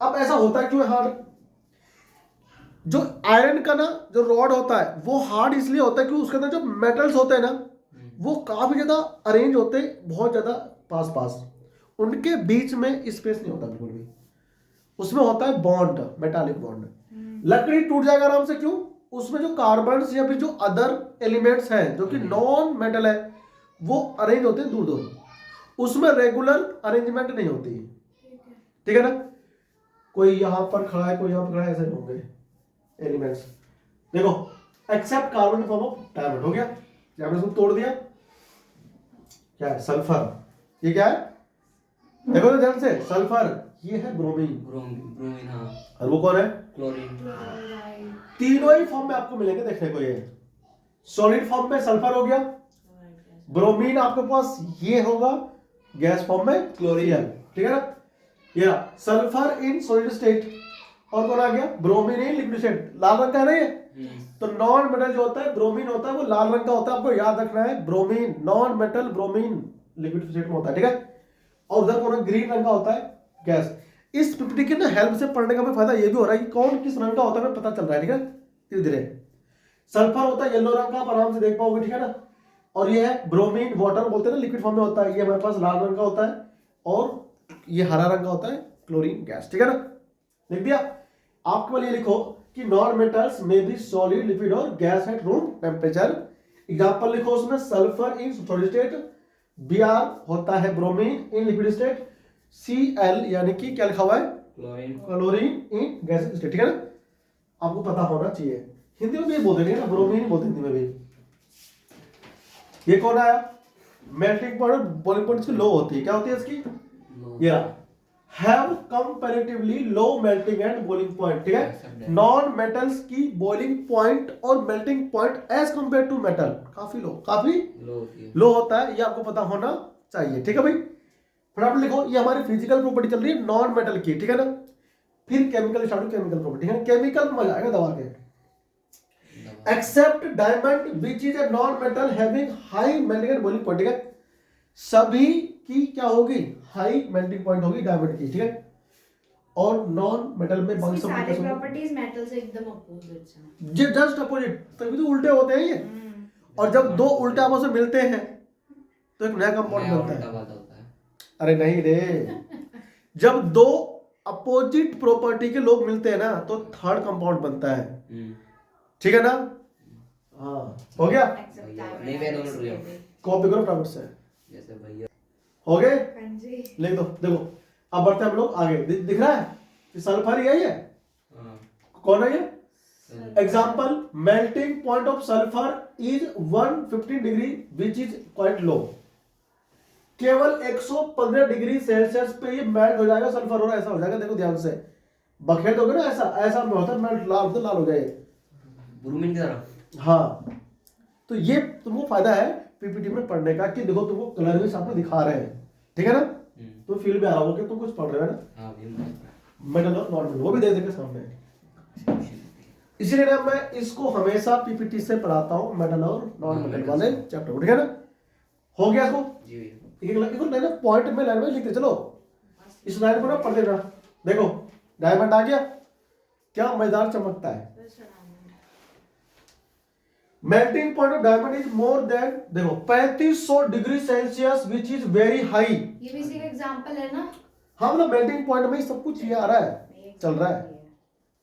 जो जो पॉइंट आ रहे हैं ना स्टार में करके अपने नोट्स में लिखते जाओ, एक बार एक एक करके, है ना। तो melting point of diamond is more than 3500 degree Celsius which is very low, sorry high. Non metals have low densities. अब बात करेंगे इसकी डेंसिटी की। तो जो नॉन मेटल भाई साहब होते हैं इसकी डेंसिटी काफी लो होती है, ठीक है, लिख लो इसको। चलो आ देखो, non metals are non sonorous, छापते चलो, चमकदार नहीं होते, इनकी लो डेंसिटी होती है ना, इसलिए ये फिजिकल प्रॉपर्टी है इनकी। अब आती है डिफरेंट डिफरेंट रंग होते हैं, ठीक है ना, किसके, नॉन मेटल्स के। छाप दिया, लिखो non metals have different colours. Non metals have different, ये अलग अलग रंग के होते हैं ना। ये हेडिंग है ना। हाँ, सल्फर पीला रंग का होता है ना, ये कौन है, रेड फास्फोरस। ये कौन है, ग्रेफाइट, देखो ये व्हाइट होता है फास्फोरस। फास्फोरस को जो ये ब्रोमीन, ये मत लिखो, ठीक है ना, ये आपको देख के छोड़ देना, ठीक है ना। आपसे छापो मतलब ये हेडिंग है, पॉइंट बुक में, ठीक है ना। अलग अलग रंग का होता है, नहीं मतलब ये दो, तुमको मैंने लाल रंग का लिखा दिया ना, व्हाइट फास्फोरस होता है, रेड फास्फोरस होता है, ठीक है। ये कौन हो गया, ग्रेफाइट। ये ऑयल हो गया अपना। अपना लिख ही देते हैं। हरा रंग का होता है कौन, क्लोरीन गैस होती है। हरे रंग की होती है ना, अलग अलग रंग की होती है, ठीक है। लिखो इसको, फिर हम लोग पढ़ेंगे केमिकल प्रॉपर्टी, ठीक है ना। छाप लो इसको। मैं डाल लेना हेडिंग। हाँ, तो यहाँ पे एंड क्या होता है तुम्हारा, यहाँ पर तुम्हारा एंड होता है physical property of metal and non metal, ठीक है। अब हम लोग बात करने वाले हैं किसकी, केमिकल प्रॉपर्टीज। Chemical property. लिखो है हेडिंग करो, केमिकल प्रॉपर्टी ऑफ मेटल। पहले पढ़ेंगे किसकी, मेटल की, फिर बाद में पढ़ना है नॉन मेटल, ठीक है ना। घुसा है ना चैप्टर, बुद्धि में घुसेगा बहुत अच्छे से। देखो केमिकल प्रॉपर्टी ऑफ, अच्छा लिख तो रहा है ये तो रहा, केमिकल प्रॉपर्टीज ऑफ मेटल्स। सबसे पहले जो आएगा केमिकल प्रॉपर्टी में हाँ जी। वो आएगा reaction of metal with oxygen, ठीक है ना। तो आप बनाओ इसकी मेन हेडिंग। अब ना यहां से आपको देखते हुए चलना है कि कौन सा मेटल कितना फास्ट कर रहा है रिएक्शन, ठीक है ना। जी भैया। ऑक्सीजन के साथ हमारे पास 10th स्टैंडर्ड पे कुछ गिने चुने ही मेटल्स हैं, सारे नहीं है, ठीक है ना। मतलब हम लोग देखेंगे पहले कहां से, सोडियम से करना है स्टार्ट और नीचे कहां तक, प्लैटिनम तक जाना है कि कौन कर रहा है फास्ट कैसे रिएक्शन विद ऑक्सीजन, ठीक है। देखो सबसे पहले क्या आने वाला है भाई, सबसे पहले आएगा ये रहा रिएक्शन विद ऑक्सीजन यानी कंबसन। एनसीआर में बोल रहा है कंबसन, बताओ, है ना, छापो। देखो तो ऑक्सीजन के साथ में अगर कोई रिएक्ट कर रहा है इसका मतलब वो जल रहा है, जल मतलब कंबसन कर रहा है, ठीक है ना। लाइनिंग क्यों आती, देखो combustion, almost all metal react with oxygen to form metal oxide. क्या क्या फॉर्म करते हैं ये मेटल ऑक्साइड फॉर्म करते हैं, but reactivity differ for different metal, ठीक है ना। लेकिन जो उनकी रिएक्टिविटी होती है ना वो अलग अलग होती है। लिखो फर्स्ट पॉइंट, लिखो इसमें क्या लिखोगे कि metals almost all metal are reacting with, मतलब ये रिएक्ट करते हैं oxygen to form metal oxide. लेकिन डिफरेंट मेटल की डिफरेंट डिफरेंट क्या होती है उसकी रिएक्टिविटी, मतलब जितने तेजी से सोडियम हमने लिया, O2 लिया हमने, तो तुरंत ही सोडियम ऑक्साइड फॉर्म कर लेगा। लेकिन अगर आपने कॉपर लिया और तुमने O2 लिया तो जितना फास्ट ये होगा इसका रिएक्शन उतना फास्ट ये नहीं होगा, ये रिएक्शन होगा नहीं इतना फास्ट। फिर हमें इसे हीट करना पड़ता है, फिर हमें इसे हीट करना पड़ता है। उसके बजाय में जलते हैं ना तब करते हैं ये रिएक्शन। तो हम कहना ये चाहते हैं कि कुछ मेटल जल्दी करते हैं रिएक्शन फास्ट O2 के साथ में, O2 मतलब ऑक्सीजन, और कुछ मेटल स्लो करते हैं, ठीक है ना। तो ये बात हमें पता होना चाहिए। अब देखो आगे जाओ, तो metal plus oxygen is equal to क्या बनता है, मेटल ऑक्साइड, ठीक है ना। Metal plus oxygen is equal to metal oxide, है ना, आपको हमेशा याद रहना चाहिए, ठीक है। तो आप लिखो सबसे पहले formula, metal plus oxygen equal to metal oxide. क्योंकि भाई ना जो वेटेज है, चौथा हो chapter carbon and its compound या फिर ये, ठीक है, इसका भी उतना ही वैल्यू है ना, इससे भी क्वेश्चन अच्छे अच्छे आते हैं पेपर में। तो अगर आपने सब कुछ ध्यान से पढ़ लिया डिटेल में तो समस्या फंसेगा नहीं कहीं। एग्जांपल हम कैल्शियम लिख दें। इसका आप एग्जांपल ना देखो, हम अभी सबको लिखेंगे। जो कुछ होता है मेटल वो करता है फास्ट रिएक्टिव, कुछ करता है स्लो, कुछ उससे भी स्लो, कुछ होता है मीडियम। तो हमें यहाँ पर लिखने सबके एग्जांपल है, ओनली कैल्शियम का नहीं लिखना, सोडियम का लिखेंगे, फिर कौन आता है के का लिखेंगे, के फॉर पोटेशियम, फिर आता है मैग्नीशियम, है ना, फिर आता है कैल्शियम, सब काम लिखेंगे, एफ का लिखेंगे, लेड का, सब काम में लिखना है। देखो ये रहा, सो लिखो लाइन लिखो, आपको हर एक लाइन लिखते हुए चलना है। ये लाइन डिक्टो एंड का नोट्स बन रहे हैं, कुछ भी छूटेगा नहीं। Sodium and potassium being most reactive, ये इतना ज्यादा रिएक्टिव होता है कि बहुत ज्यादा ये बबल्स छोड़ते हैं, हाइड्रोजन क्या छोड़ते हैं ये बबल्स। और जब इसमें बनते क्या है, हाइड्रोजन गैस बनता है जब से पानी में डालते हो। अभी पानी के साथ में होगा इसका ना, पहले हम लोग सीख रहे हैं किस पे, ऑक्सीजन के साथ, ठीक है। Sodium and potassium being most reactive react with oxygen at room temperature to form oxide. Room temperature का मतलब समझते हो, नहीं समझते? रूम टेम्परेचर का मतलब होता है कि अभी जो हम लोग बैठे हैं ना, जो भी टेम्परेचर अभी है वो रूम टेम्परेचर। पहले हम लोग मानते थे 25 डिग्री सेल्सियस को रूम टेम्परेचर, रूम टेम्परेचर, समझे भी? तो ध्यान रहेगा सबको, आगे बढ़ते आ जाओ। देखो अब लिखो आप नीचे रिएक्शन, पहले इस लाइन के बाद आप लिखोगे ये रहा K4 potassium, O2 means oxygen, और हमको मिलेगा पोटेशियम ऑक्साइड, ठीक है ना, K2O लिखो। ऐसे ही देखो ये ना बैलेंस भी आप लोग कर पाओगे, ठीक है। Sodium plus oxygen is equal to क्या बन रहा है, सोडियम ऑक्साइड, क्या बन रहा है, सोडियम ऑक्साइड, सोडियम ऑक्साइड, ठीक है ना। तो ये आपको पता होना चाहिए, और साथ में बैलेंस भी करना चाहिए, एग्जांपल लिखना दो, ठीक है ना। लिखो तो एग्जांपल लिखो, देखो भाई अब बढ़ेंगे आगे। ये रहे भाई साहब, पोटेशियम सोडियम सबसे ऊपर रहेगा रिएक्टिविटी में, क्योंकि ऑक्सीजन से फास्ट कर रहा है रिएक्शन। उसके बाद आता है मैग्नीशियम, भाई साहब magnesium does not react with oxygen at room temperature, ठीक है ना। ये जितना फास्ट करता है रिएक्शन को सोडियम और पोटेशियम, उतना फास्ट मैग्नीशियम नहीं करता। ये कहता ना भैया हम थोड़ा ना सर्फ लौंडे की जैसे है, ठीक है, हम किसी को देखते हैं ना ऐसे पिघल नहीं जाते हैं, ठीक है, और पीछे पीछे भागते नहीं, मतलब ये शांत बंदा है, ठीक है। कहता है पहले हमको पढ़ ले दो यार, बट क्या बोल रहा है ये बोल रहा है react with oxygen at room temperature but on heating. अगर आप इसे करोगे हीट तो छोड़ता ये भी नहीं है। अब अगर किसी ने आगे चल करके उसको उकसा दिया कि भैया चलना है, फिर तो रुकता वो भी नहीं है, ठीक है ना। वो सामने वाले का इंतजार करता है मैग्नीशियम कि पहले हमको इशारा तो दे कुछ, तभी तो हम चलेंगे आगे, है ना। और सोडियम तो अपना आप लगता है छपरी टाइप का है, वो सोडियम पोटेशियम छपरी टाइप के लौंडे जैसा है। ऑक्सीजन दिखा नहीं सोडियम को कि ये आ जाओ ना मिलेंगे आपस में, तुरंत करते हैं रिएक्शन, भाई साहब मजा बांध देता है वो है। और मैग्नीशियम कहता नहीं पहले अपन आगे नहीं बढ़ेगा, ठीक है ना, उधर से with intense light. Intense light समझते हो, लेकिन जब ये मिलते हैं ना, मैग्नीशियम जब जलता है ना तो रोशनी उत्पन्न करता है, रोशनी उत्पन्न करता है बहुत ज्यादा, रंगीन, मेरे पास है वैसे, ठीक, रंगीन तो व्हाइट होता, white intense light and heat to form magnesium oxide. और हीट करने पर क्या बनता है, मैग्नीशियम ऑक्साइड। अभी आएगा, ठीक है, देखो ये रहा मैग्नीशियम रिबन होती है जो, हाँ रिबन, तो मेटल का तो बना होता है मैग्नीशियम रिबन। हीट करते क्या होगा, देखो ये रहा, और ये हीट क्या क्या बना, मैग्नीशियम ऑक्साइड, ऑक्साइड, ठीक है ना। अपन इसे करेंगे बैलेंस, ठीक है, करो छापो इसको।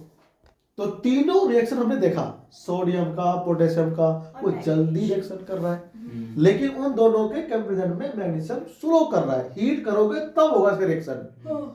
तो तीनों में सबसे मोर एक्टिव हो गया सोडियम, पोटेशियम और उनसे कम मैग्नीशियम, ठीक है ना। अब इसके बाद कौन आता है, देखो ध्यान से, जिंक भाई साहब आते हैं। कौन आते हैं? जिंक भाई साहब आते हैं। जिंक बर्न करता है एयर में only on strong heating to form zinc oxide, ठीक है। हल्का इशारे पे जिंक चलता नहीं है, वो कहता है हमसे पहले कहो कि हम तुम में इंटरेस्ट रखते हैं। अच्छा, उसके बाद जिंक बोलेगा अच्छा रखते हैं इंटरेस्ट, फिर करेंगे रिएक्शन। ऐसे नहीं हाय हाय करने पे आगे बढ़ते हैं, ठीक है, ठीक है ना। समझ में आ रहा बात? मतलब जिंक ऑक्सीजन के सामने जल्दी जाता नहीं है, ऑक्सीजन इसको आकर के अप्रोच करता है, उसके बाद जिंक जाता है और फिर बनते ऑक्साइड, ठीक है ना। मतलब ये रियल लाइफ इससे चल रहा है।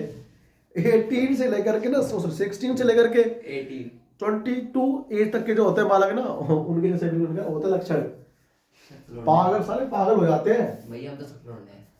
हाँ, अभी पता चलेगा, ठीक है। देखो ये रहा जिंक भाई साहब आ गए, और कौन आ गया? ऑक्साइड भाई साहब आ गए, और साथ में कौन आया बताओ? जिंक ऑक्साइड, ठीक है ना। तो ये इसको बैलेंस तुम्हें करना है ना चाहिए, ठीक है ना। बैलेंस भी आराम से कर लो, ठीक है भाई। Strong heating on strong heating, साफ वहां लिख देना कि जल्दी नहीं करते रिएक्शन ये। उसमें आपने हल्का सा बस हीट दिया था मैग्नीशियम को और जल गया। जिंक को ज्यादा हीट करना पड़ता है लंबे समय तक, टेम्परेचर हाई होना चाहिए, तब ये रिएक्शन करेंगे, ठीक है। आगे बढ़े हम लोग। अब देखो ये रहा, आयरन की बात करते हैं। कौन कौन आया? सोडियम आया, पोटेशियम आया, मैग्नीशियम आया, जिंक आया। अब तुम्हें तो याद भी हो रहा है ना कि कौन रिएक्टिव है मोर और क्यों है। अब आएगा आयरन भाई साहब, इसको तो और ज्यादा स्ट्रॉन्ग हीट करने पड़ता है, जंग लगता है जंग। अभी रिएक्शन वाटर से नहीं हो रहा है, अभी रिएक्शन ऑक्सीजन से हो रहा है, ठीक है ना। तो बर्निंग मतलब होता है, क्या बोलता है? आयरन डज नॉट बर्न, ये बर्न नहीं होता even on strong heating. Strong heat होगे ना, आकर के ऑक्सीजन बोलेगी कि हमको तुम पसंद हो, तो पर भी आयरन का बढ़िया से अभी हमारा हाँ हम पे समय नहीं इतना भी, ठीक है। फिर बट आयरन फीलिंग्स, समझते हो फीलिंग? ऑक्सीजन ने कहा अच्छा हमारी बात नहीं मानेगा, लाया चाकू और काट दिया उसको, है ना। जीते जी हमारी ना हो सकी, मर के तो एक होंगे, ऐसी कसम खा लेती है ऑक्सीजन, ठीक है ना। आयरन को टुकड़ा टुकड़ा कर देता है, समझते हो ना। बरूदा जब काटते हैं किसी सरिये को आरी से तो निकलता है ना चूरा, वो तो जलता है लेकिन सरिया नहीं जलता, सरिया नहीं जलता, ठीक है ना। तो वही कहते हैं कि बट आयरन फिलिंग मतलब लोहे का बरूदा, ठीक है ना, उसे बोलते हैं हिंदी में लोहे का बरूदा और अंग्रेजी में कहते हैं आयरन फिलिंग, ठीक है। बर्न विग्रसली मतलब तेजी से जलता है। फिर वो जो कह रहा था कि हम नहीं आएंगे, अच्छा, वो उसकी मौत पे आंसू बहाने के लिए आ गए, ठीक है। विग्रसली बर्न होता है when sprinkled in the flame of the burner, ठीक है ना। ये रहा बर्नर आ चुका है, ठीक है ना। बंसन बर्नर आ चुका है। Iron Fe feelings on strong heating form iron oxide. लिखो फटाफट से नोट्स में, फिर मेंशन करो। लिख दिया? ये हटाना है आयरन का। यहाँ पे क्या लिखा हुआ है? Vigorously sprinkled in the flame of the burner, ठीक है ना। स्प्रिंकल मतलब छिड़कना, in the flame of the burner, ठीक है ना। छाप लिया इसको? लिखो iron Fe feeling on strong heating form iron oxide, ठीक है ना। आयरन ऑक्साइड छाप लो इसको फटाफट से, छाप लिया? देखो अब यहाँ पर एक्सपेरिमेंट होने वाला है, ठीक है ना। छापो, फिर हम तुम्हें एक्सपेरिमेंट अभी दिखाते हैं, ठीक है। छापो पे इसको। हर एक पॉइंट्स का अपने नोट्स कॉपी में ना लिखते चलो। डिक्टो एनसीईआरटी चल रहा है, अगर आपने इसको पढ़ लिया डिटेल में, भाई गारंटी है नंबर नहीं कटेगा, ठीक है ना। और एक क्वेश्चन बाहर भी नहीं आएगा, ठीक है। देखो ये हमारे पास क्या आ गया बताओ? बर्नर बर्नर, ये है स्पैचुला बोलते हैं, है ना इसको। और इसमें क्या है? आयरन का पी से पहले देखो वो जल नहीं रहा है, बर्नर हो गया, ठीक है ना। ये हो गया आयरन, और ये क्या? स्पैचुला, ठीक है। स्पैचुला देखो ये केवल लाल हो रहा है, फेरस ऑक्साइड बन गया। क्या बन गया? ऑक्साइड बन गया, ठीक है ना। हाँ, फेरिक ऑक्साइड। दो टाइप के ऑक्साइड बनते हैं इसके, एक फेरस और एक फेरिक। कब होगा फेरस, कब होगा फेरिक, क्या फर्क है अभी बताऊंगा, ठीक है ना। देखो तो अब क्या हो गया, आयरन आयरन ऑक्साइड। ऑक्साइड। ठीक है ना, ध्यान रखना, ये रहा आयरन प्लस O2 प्लस ये रहा Fe2O3। क्या बोलते हैं इसको, इसको हम लोग बोलते हैं आयरन ऑक्साइड। Iron oxide. ठीक है, देखो इसके दो होते हैं रिएक्शन, चापलूस को करवाने में ना। देखो अगर Fe2O3 है, Fe2O3 है तो ये होता है फेरिक ऑक्साइड, है ना, ध्यान रखना, फेरिक ऑक्साइड। और अगर केवल Fe है, O है, तो हम इसे बोलते हैं फेरस ऑक्साइड। क्या बोलते हैं इसको, फेरस ऑक्साइड। इसे बोलते हैं फेरस ऑक्साइड बोलते हैं। एक होता है फेरस ऑक्साइड, एक होता है फेरिक ऑक्साइड। ठीक है ना, दो होते हैं Fe2। अच्छा, 3 पे फेरिक और Fe2O3 ये जंग होता है, क्या होता है, जो होता जिंदगी से जंग जीत लेंगे हम। ठीक है ना, और ये जो होता है ना ये फेरिक होता है, Fe3O4 ये होता है दोनों का मिक्सचर, किसका, फेरिक और फेरस। हाँ ठीक है ना, Fe3O4। ठीक है ना, ठीक है। तो इसमें दोनों चीज मिक्सअप। ठीक है ना, तो हम इसी को बोलते हैं आयरन ऑक्साइड। क्या बोलते हैं इसको हम लोग, आयरन ऑक्साइड। देखो F3 हो गया, दो इसका एक इसका आ गया, FeO दो इसका और एक इसका 3 हो गया, और और 3 4। ठीक है ना, तो ये दोनों का मिक्सचर होता है। ठीक है। है। अब तुमको लग गया पता, ठीक है ना, कि Fe3O4 क्यों है, हाँ जी। पहले बनता है फेरिक फिर बनता है फेरस, और अगर आप स्ट्रॉन्ग हीट कर दो तो ब्लैक हो जाएगा। क्या हो जाएगा, ब्लैक। अभी आप है ना उसमें फिर से देखना, इसमें एनिमेशन में देखो, देखो अभी ना आपको देखो, अभी हमारे पास क्या है, आयरन। क्या हमारे पास है अभी, आयरन। हल्का हीट किया मैंने पहले इसको, हाँ जी। हल्का हीट करने से क्या हुआ, फेरस बन गया। क्या बन गया, फेरस। अब तो और हीट देंगे हम लोग लॉन्ग टाइम तक, तो ये बनेगा तुम्हारा फेरिक ऑक्साइड। फेरस ऑक्साइड बनेगा। ठीक है ना, और फिर आपने इसको और हीट दिया तो ब्लैक हो गया। क्या हो गया, अब ये मिक्सचर है सबका, क्या ये है सबका मिक्सचर जो आपने अपने आप को दिखा। ठीक है ना, ये देख क्यों नहीं रहा था, कुछ भी लिखा हुआ। कहाँ पे, वो अरे तीनों वहाँ एक साथ फेरिक वो तीनों एक साथ। वो लेयर बन गई ना उसमें, इसलिए। ठीक है, देखो अब कॉपर है भाई साहब, पहले कौन आया, सोडियम, पोटेशियम आया, फिर मैग्नीशियम आया, फिर जिंक आया, फिर आया आयरन। अब बात कर रहे हैं किसकी, कॉपर की। कॉपर। ठीक है ना, देखो ध्यान से, तो कॉपर इज लीस्ट रिएक्टिव, ये ऐसा फॉर्मूला। ठीक है ना, अच्छा। इसको आप स्ट्रॉन्ग हीट कर दोगे ना तो भी नहीं करेगा रिएक्शन, फीलिंग के साथ भी नहीं। ठीक है भाई, देखो ये कौन है, कॉपर भाई साहब आगे, it does not burn but on heating the hot metal is coated. अगर ये वैसे बर्न होता नहीं है, लेकिन आप इसे फिर भी हीटिंग दोगे ना तो इसके ऊपर क्या होता है, काले रंग की परत चढ़ जाती है, और ये बड़ा इंपॉर्टेंट है। ठीक है ना, on heating the hot metal is coated with black रंग का लेयर, जो किसकी बनी होती है, कॉपर ऑक्साइड की बनी होती है। ठीक है ना, तो आप इसे मेंशन जरूर कीजिएगा अपने नोट्स में। हो गया इतना, देखो आगे बढ़ते आ जाओ।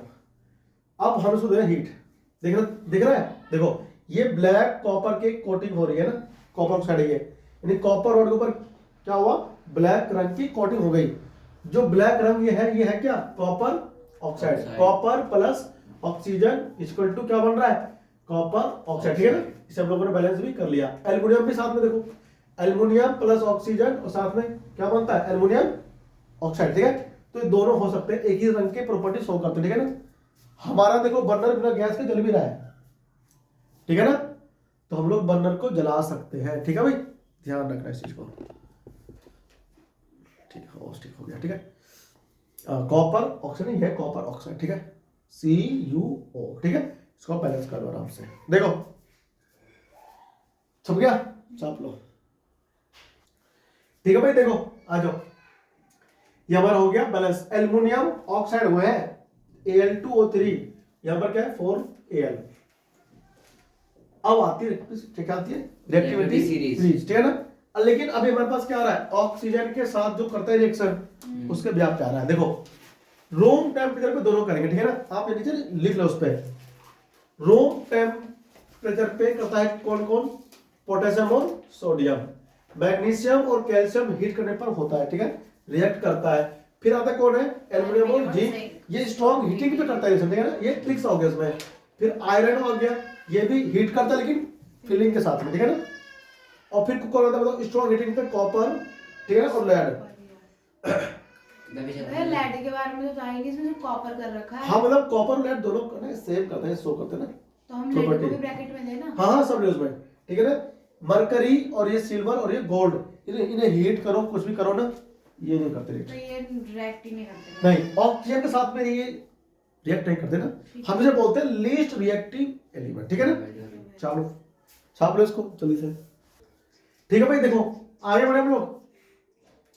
अब आते हैं reaction with water. Reaction with water, water के साथ जो होगा रिएक्शन वो देखना बड़ा रोचक होगा, ठीक है ना। आग तक लग जाती है सोडियम में, तो ठीक है ना, इतना रिएक्टिव होता है सोडियम मेटल। शॉर्ट में लाऊंगा, ठीक है, शॉर्ट में देखना आप लोग उस चीज को। देखो हो गया। तो सबसे पहला आता है रिएक्शन विद वाटर, है ना। ये रहा मेटल प्लस वाटर, कोल्ड, पहले कोल्ड की बात होगी, फिर हॉट की, फिर स्टीम की। हमारे पास वाटर तीन टाइप्स आएंगे। कुछ मेटल्स ऐसे होंगे जो ठंडे पानी के साथ रिएक्शन कर देंगे, कुछ ऐसे होंगे जो ठंडे के साथ रिएक्शन नहीं करते, वो गर्म पानी के साथ रिएक्शन करते हैं। कुछ मेटल्स ऐसे होंगे ना तो ठंडे के साथ में होगा ना ही हॉट के साथ में होगा, वो स्टीम के साथ में करता है रिएक्शन, ठीक है ना। तो तीन टाइप का हो गया, hot cold, sorry cold hot और स्टीम। स्टीम मतलब भाप। ठीक है। इन तीनों के आधार पे डिसाइड होता है इनकी रिएक्टिविटी वाटर में, ठीक है ना। तो पहले आ रहा है cold water plus hydroxide plus H2 है ना, ये तुमको मालूम ही है। मेटल जो होता है ना वाटर में जाता है, पहले बनाएगा मेटल ऑक्साइड। क्या बनाएगा? अच्छा आप ना इस हेडिंग को लिखने से पहले एक ना पॉइंट लिख लो, वो प्लीज छूट गया, ठीक है। देखो आप उसमें एक लाइन करो है, ठीक है ना। जो पीछे अपने नोट्स लिखे थे ना ऑक्साइड वाला खत्म होने के बाद में, रिएक्टिविटी के बाद में जो भी टेबल था लिखा था, इस टेबल के नीचे आप इस पे ना लिख लेना क्या कि मोस्ट, ऐसे ही ना, most metal oxide is insoluble in water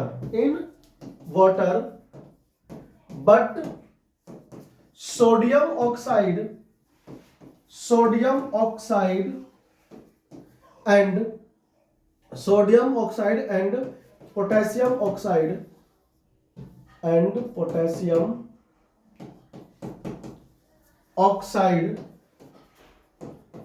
as well as calcium oxide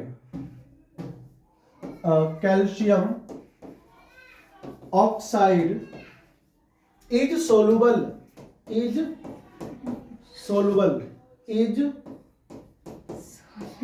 soluble in water, ठीक है। ये वाटर में क्या होते हैं? सोलुबल होते हैं। अब देखो ध्यान से, है ना, आपने इसको अभी मत लिखना, ठीक है ना। सुनो देखो, मैग्नीशियम ऑक्साइड, इसको सुनो, ठीक है।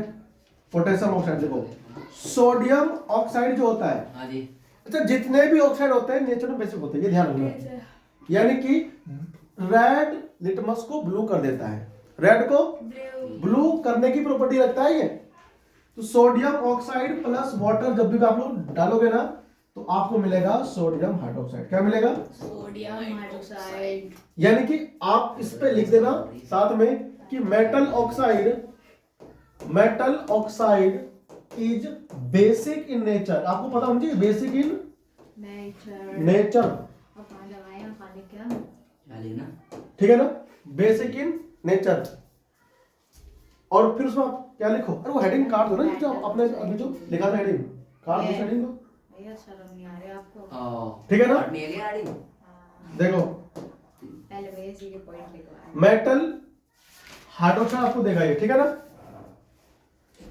और फिर आप इसको बेस बोलते हो ना, ये क्या बन गया? एल्कली बोलते हैं इसको हम लोग। क्या बोलते हैं इसको? एल्कली, क्योंकि ये पानी में मिक्स है, ठीक है। ये अगर पानी में मिक्स है बेस तो आप उसे बोलते हो एल्कली, ठीक है ना। एक स्ट्रॉन्ग बेस होता है सोडियम हाइड्रोक्साइड। देखो ऐसे ही कौन, ऐसे ही कैल्शियम ऑक्साइड है ना, कैल्शियम ऑक्साइड प्लस वाटर, ये क्या फॉर्म करता है? Calcium hydroxide. आप इसे बोलते हो लाइम वाटर, ठीक है ना, चूने का पानी बोलते हैं हिंदी में, ठीक है। तो हो गया? इस वाली सीरीज के वो है ना एग्जांपल, किसके? मेटल प्लस वाटर वाली। नहीं, मेटल प्लस वाटर का ही नहीं है, कितनी बार बताऊं? मैंने अभी तुमको ये समझाया कि हेड में भी काट दो। आपने जब लिखा था reaction with metal of oxygen, तो उसमें क्या बनता है? उसमें बनता है ऑक्साइड। फिर तुमने मेरे क्या सुन रहे हो? मैंने कहा था कि most metal oxide is insoluble in water. वो मुझे समझ आ गया। मैं लेकिन कुछ जो होते हैं सोडियम ऑक्साइड और पोटेशियम ऑक्साइड वो होते हैं, और कैल्शियम ऑक्साइड ये होते हैं सोल्युबल। अब जितने मेटल ऑक्साइड होते हैं ये होते हैं नेचर में बेसिक। तो मैंने क्या लिया पर ये क्या, ये मेटल ऑक्साइड है ना, ठीक है। तो मेटल ऑक्साइड प्लस वाटर हमने क्या डिजोल्व, तो क्या बनता है? हमें बेस मिलता है, हाइड्रोक्साइड। ठीक है ना, हमें बेस मिलता है, एल्कली बोलते हैं सब लोग। और कैल्शियम ऑक्साइड प्लस वाटर क्या मिलता है हमें? कैल्शियम हाइड्रोक्साइड मिलता है। तो ये उनका एग्जांपल लिखा ना मैंने, जो वर्ड लिखे हैं मैंने, ये सब एग्जांपल हो गया। और फिर इस टॉपिक के बाद हम लोग लिखेंगे reaction of metal with water, ठीक है ना? बस ये मैं ठीक है, छापो इसको। बचिए। हो गया, लिखो reaction of metal with water, लिखो reaction of metal with water. अब क्या हो गया? Reaction of metal with water. With water, ठीक है ना? तो हमको ये अब पढ़ना है आगे। तो इसमें आपको ना सिंपल लिखो, लैंग्वेज क्या है, जो ना रिएक्शन है वही लैंग्वेज है। क्या? मेटल अगर वाटर में जाएगा ना तो जाते ही हाइड्रोक्साइड नहीं बनाता है, ठीक है ना? तो आप क्या लिखोगे? मेटल, सेम लिखो ये, metal plus water equal to metal hydroxide plus H2 ठीक है ना? लिखना है। हाँ ये लिखो कोल्ड, पहले हम कोल्ड में लेंगे फिर हॉट में, ठीक है? लिखो, ये लिख दिया, हाँ जी, लिख ये लिख दिया। ये लिख दिया। अब बढ़े हम लोग आगे, देखो मेटल प्लस हॉट वाटर हमको क्या देगा? ये गैस देगा H2 गैस, ठीक है ना? Metal plus steam equal to metal oxide, ठीक है ना? जब ये स्टीम के साथ में होगा तो ऑक्साइड बनेगा, हाइड्रोक्साइड नहीं बनेगा, ठीक है ना? ये आपको ध्यान रखना है। Most metal oxide are insoluble in water but some of these dissolve in water, ठीक है ना? और फॉर्म करता है क्या चीज? एल्कली, ठीक है? ये आपने पीछे लिख लिया, ठीक है ना? ये मुझे वहां लिखा था, ये यहाँ पे लिखा हुआ है, ठीक है ना?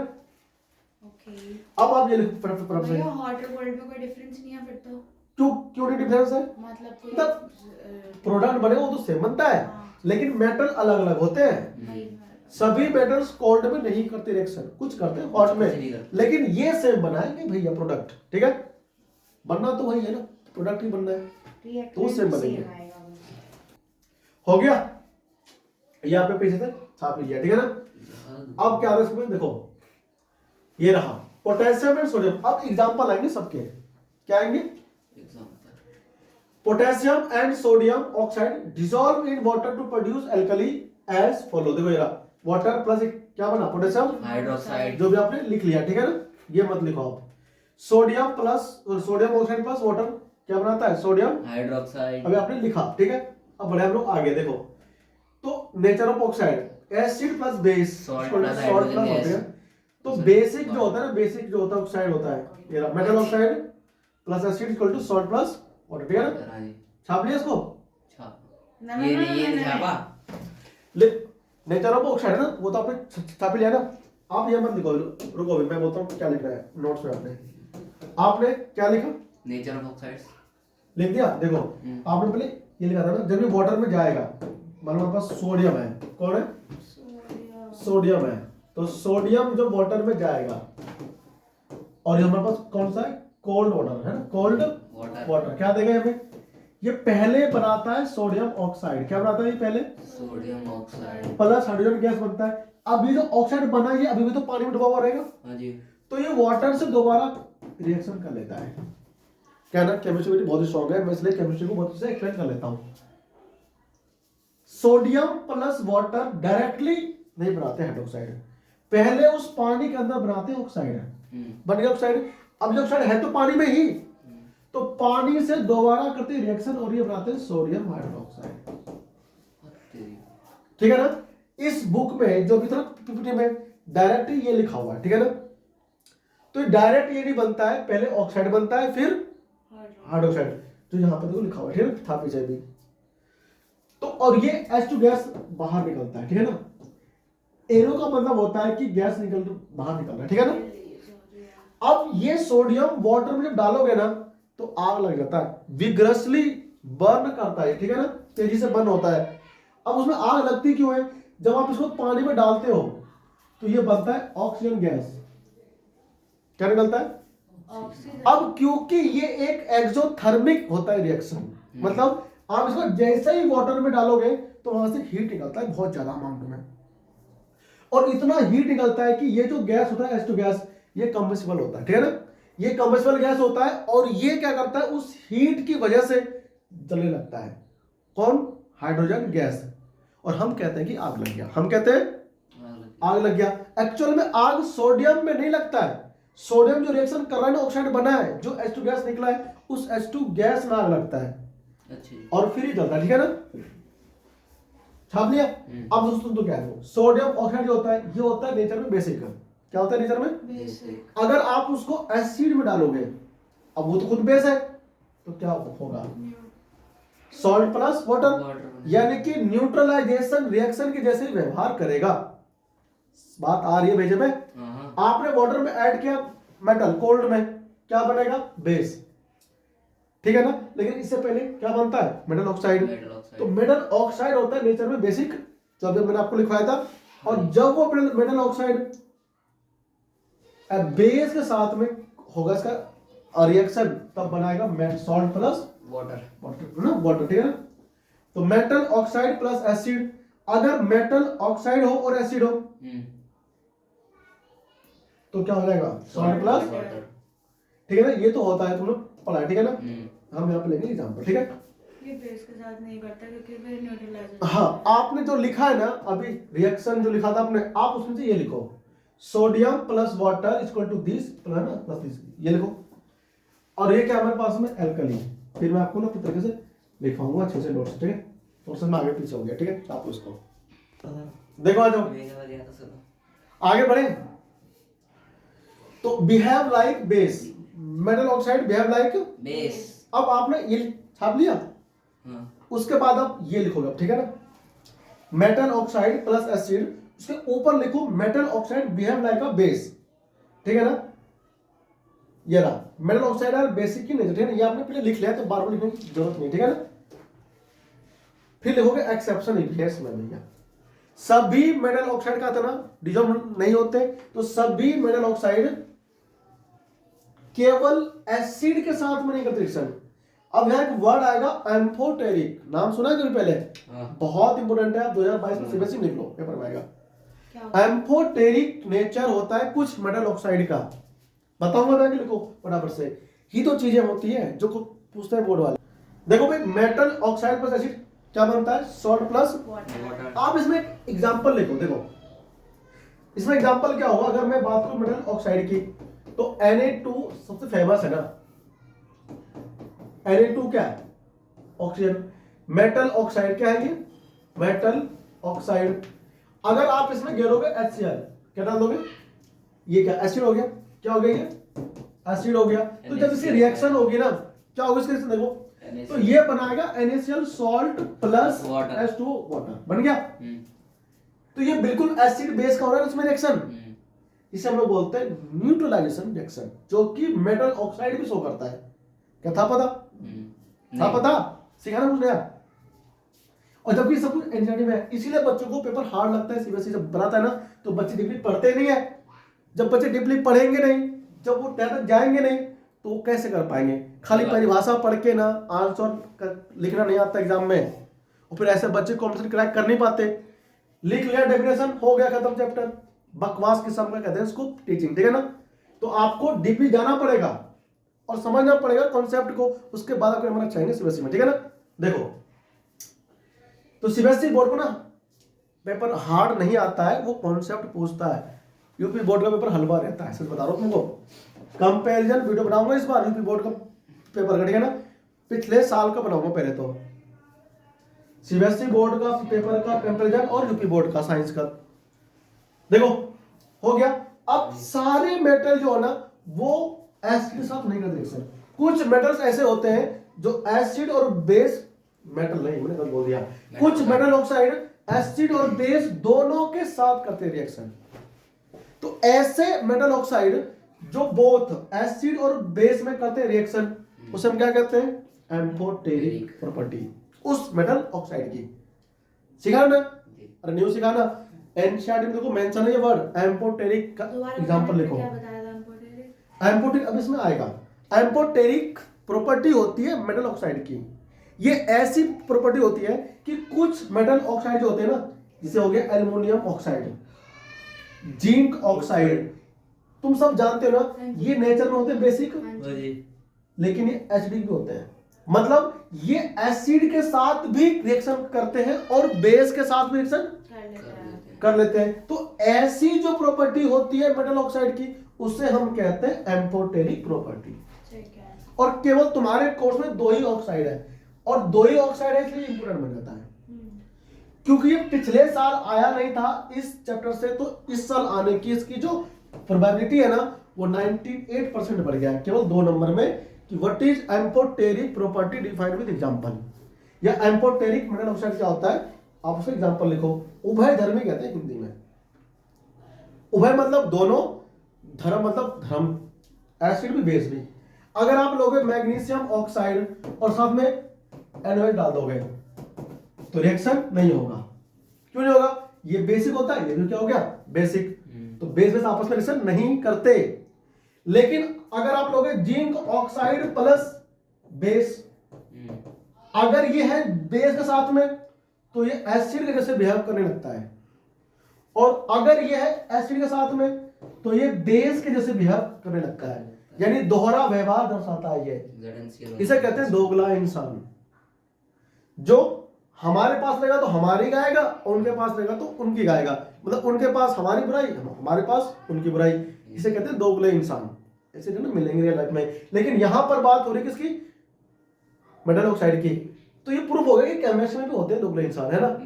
रियल लाइफ में मैं कहता हूँ ना, केमिस्ट्री रियल लाइफ में होता है, और मैं केमिस्ट्री को रियल लाइफ में लेकर के ही पढ़ाता हूँ, ठीक है ना? तो यहां पर है जिंक ऑक्साइड यानी कि मेटल ऑक्साइड। देखो दिख रहा है, ये लिख लिया। आप लिखो एक्सेप्ट ये metal oxide are basic in nature except aluminium oxide और जिंक ऑक्साइड, ठीक है ना? छापो इसको। हो गया इतना? देखो अब हम लोग आगे क्या बोलता है। अच्छा, नॉन मेटल ऑक्साइड जो होता है ना, वो होता है नेचर में एसिडिक होता है वो नेचर में। इसमें शायद वो नहीं आ रहा ना, एम्फोटेरिक आ रहा है पीछे, एम्फोटेरिक ऑक्साइड है ना। लिखो हेडिंग लिखो, सवाल लिखो एम्फोटेरिक, ठीक है? एम्फोटेरिक ऑक्साइड हेडिंग करो एम्फोटेरिक ऑक्साइड, ठीक है ना? बड़ा इंपॉर्टेंट है ये टॉपिक, ठीक है? यहां पर आता है क्या लिखोगे इसमें? लिखो metal oxide which react with both acid and base.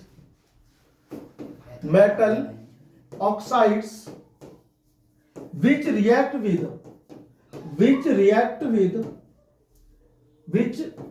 with both acids and bases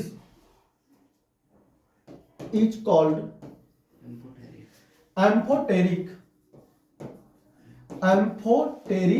metal oxide, ठीक है ना? और इसमें आप एग्जांपल लिखोगे क्या चीज? इसका जो एग्जांपल होगा वो होगा एल्युमिनियम ऑक्साइड, और साथ में क्या होगा? जिंक ऑक्साइड, ठीक है ना? Zinc oxide. ये एसिड और बेस दोनों के साथ रिएक्ट करते हैं, ठीक है ना जी? और सॉल्ट प्लस वाटर फॉर्म करते हैं, यानी कि शो करते हैं न्यूट्रलाइजेशन रिएक्शन। समझ में आ रही बात की नहीं आ रही है? ठीक है ना? तो अभी ना आप नॉन मेटल ऑक्साइड मत लिखो, ठीक है ना? वो हम लोग पढ़ेंगे नॉन मेटल वाले टॉपिक से, ठीक है ना? इतना हो गया। अब यहां पर तो हमें को ना रिएक्शन अलग अलग हमें देखनी है।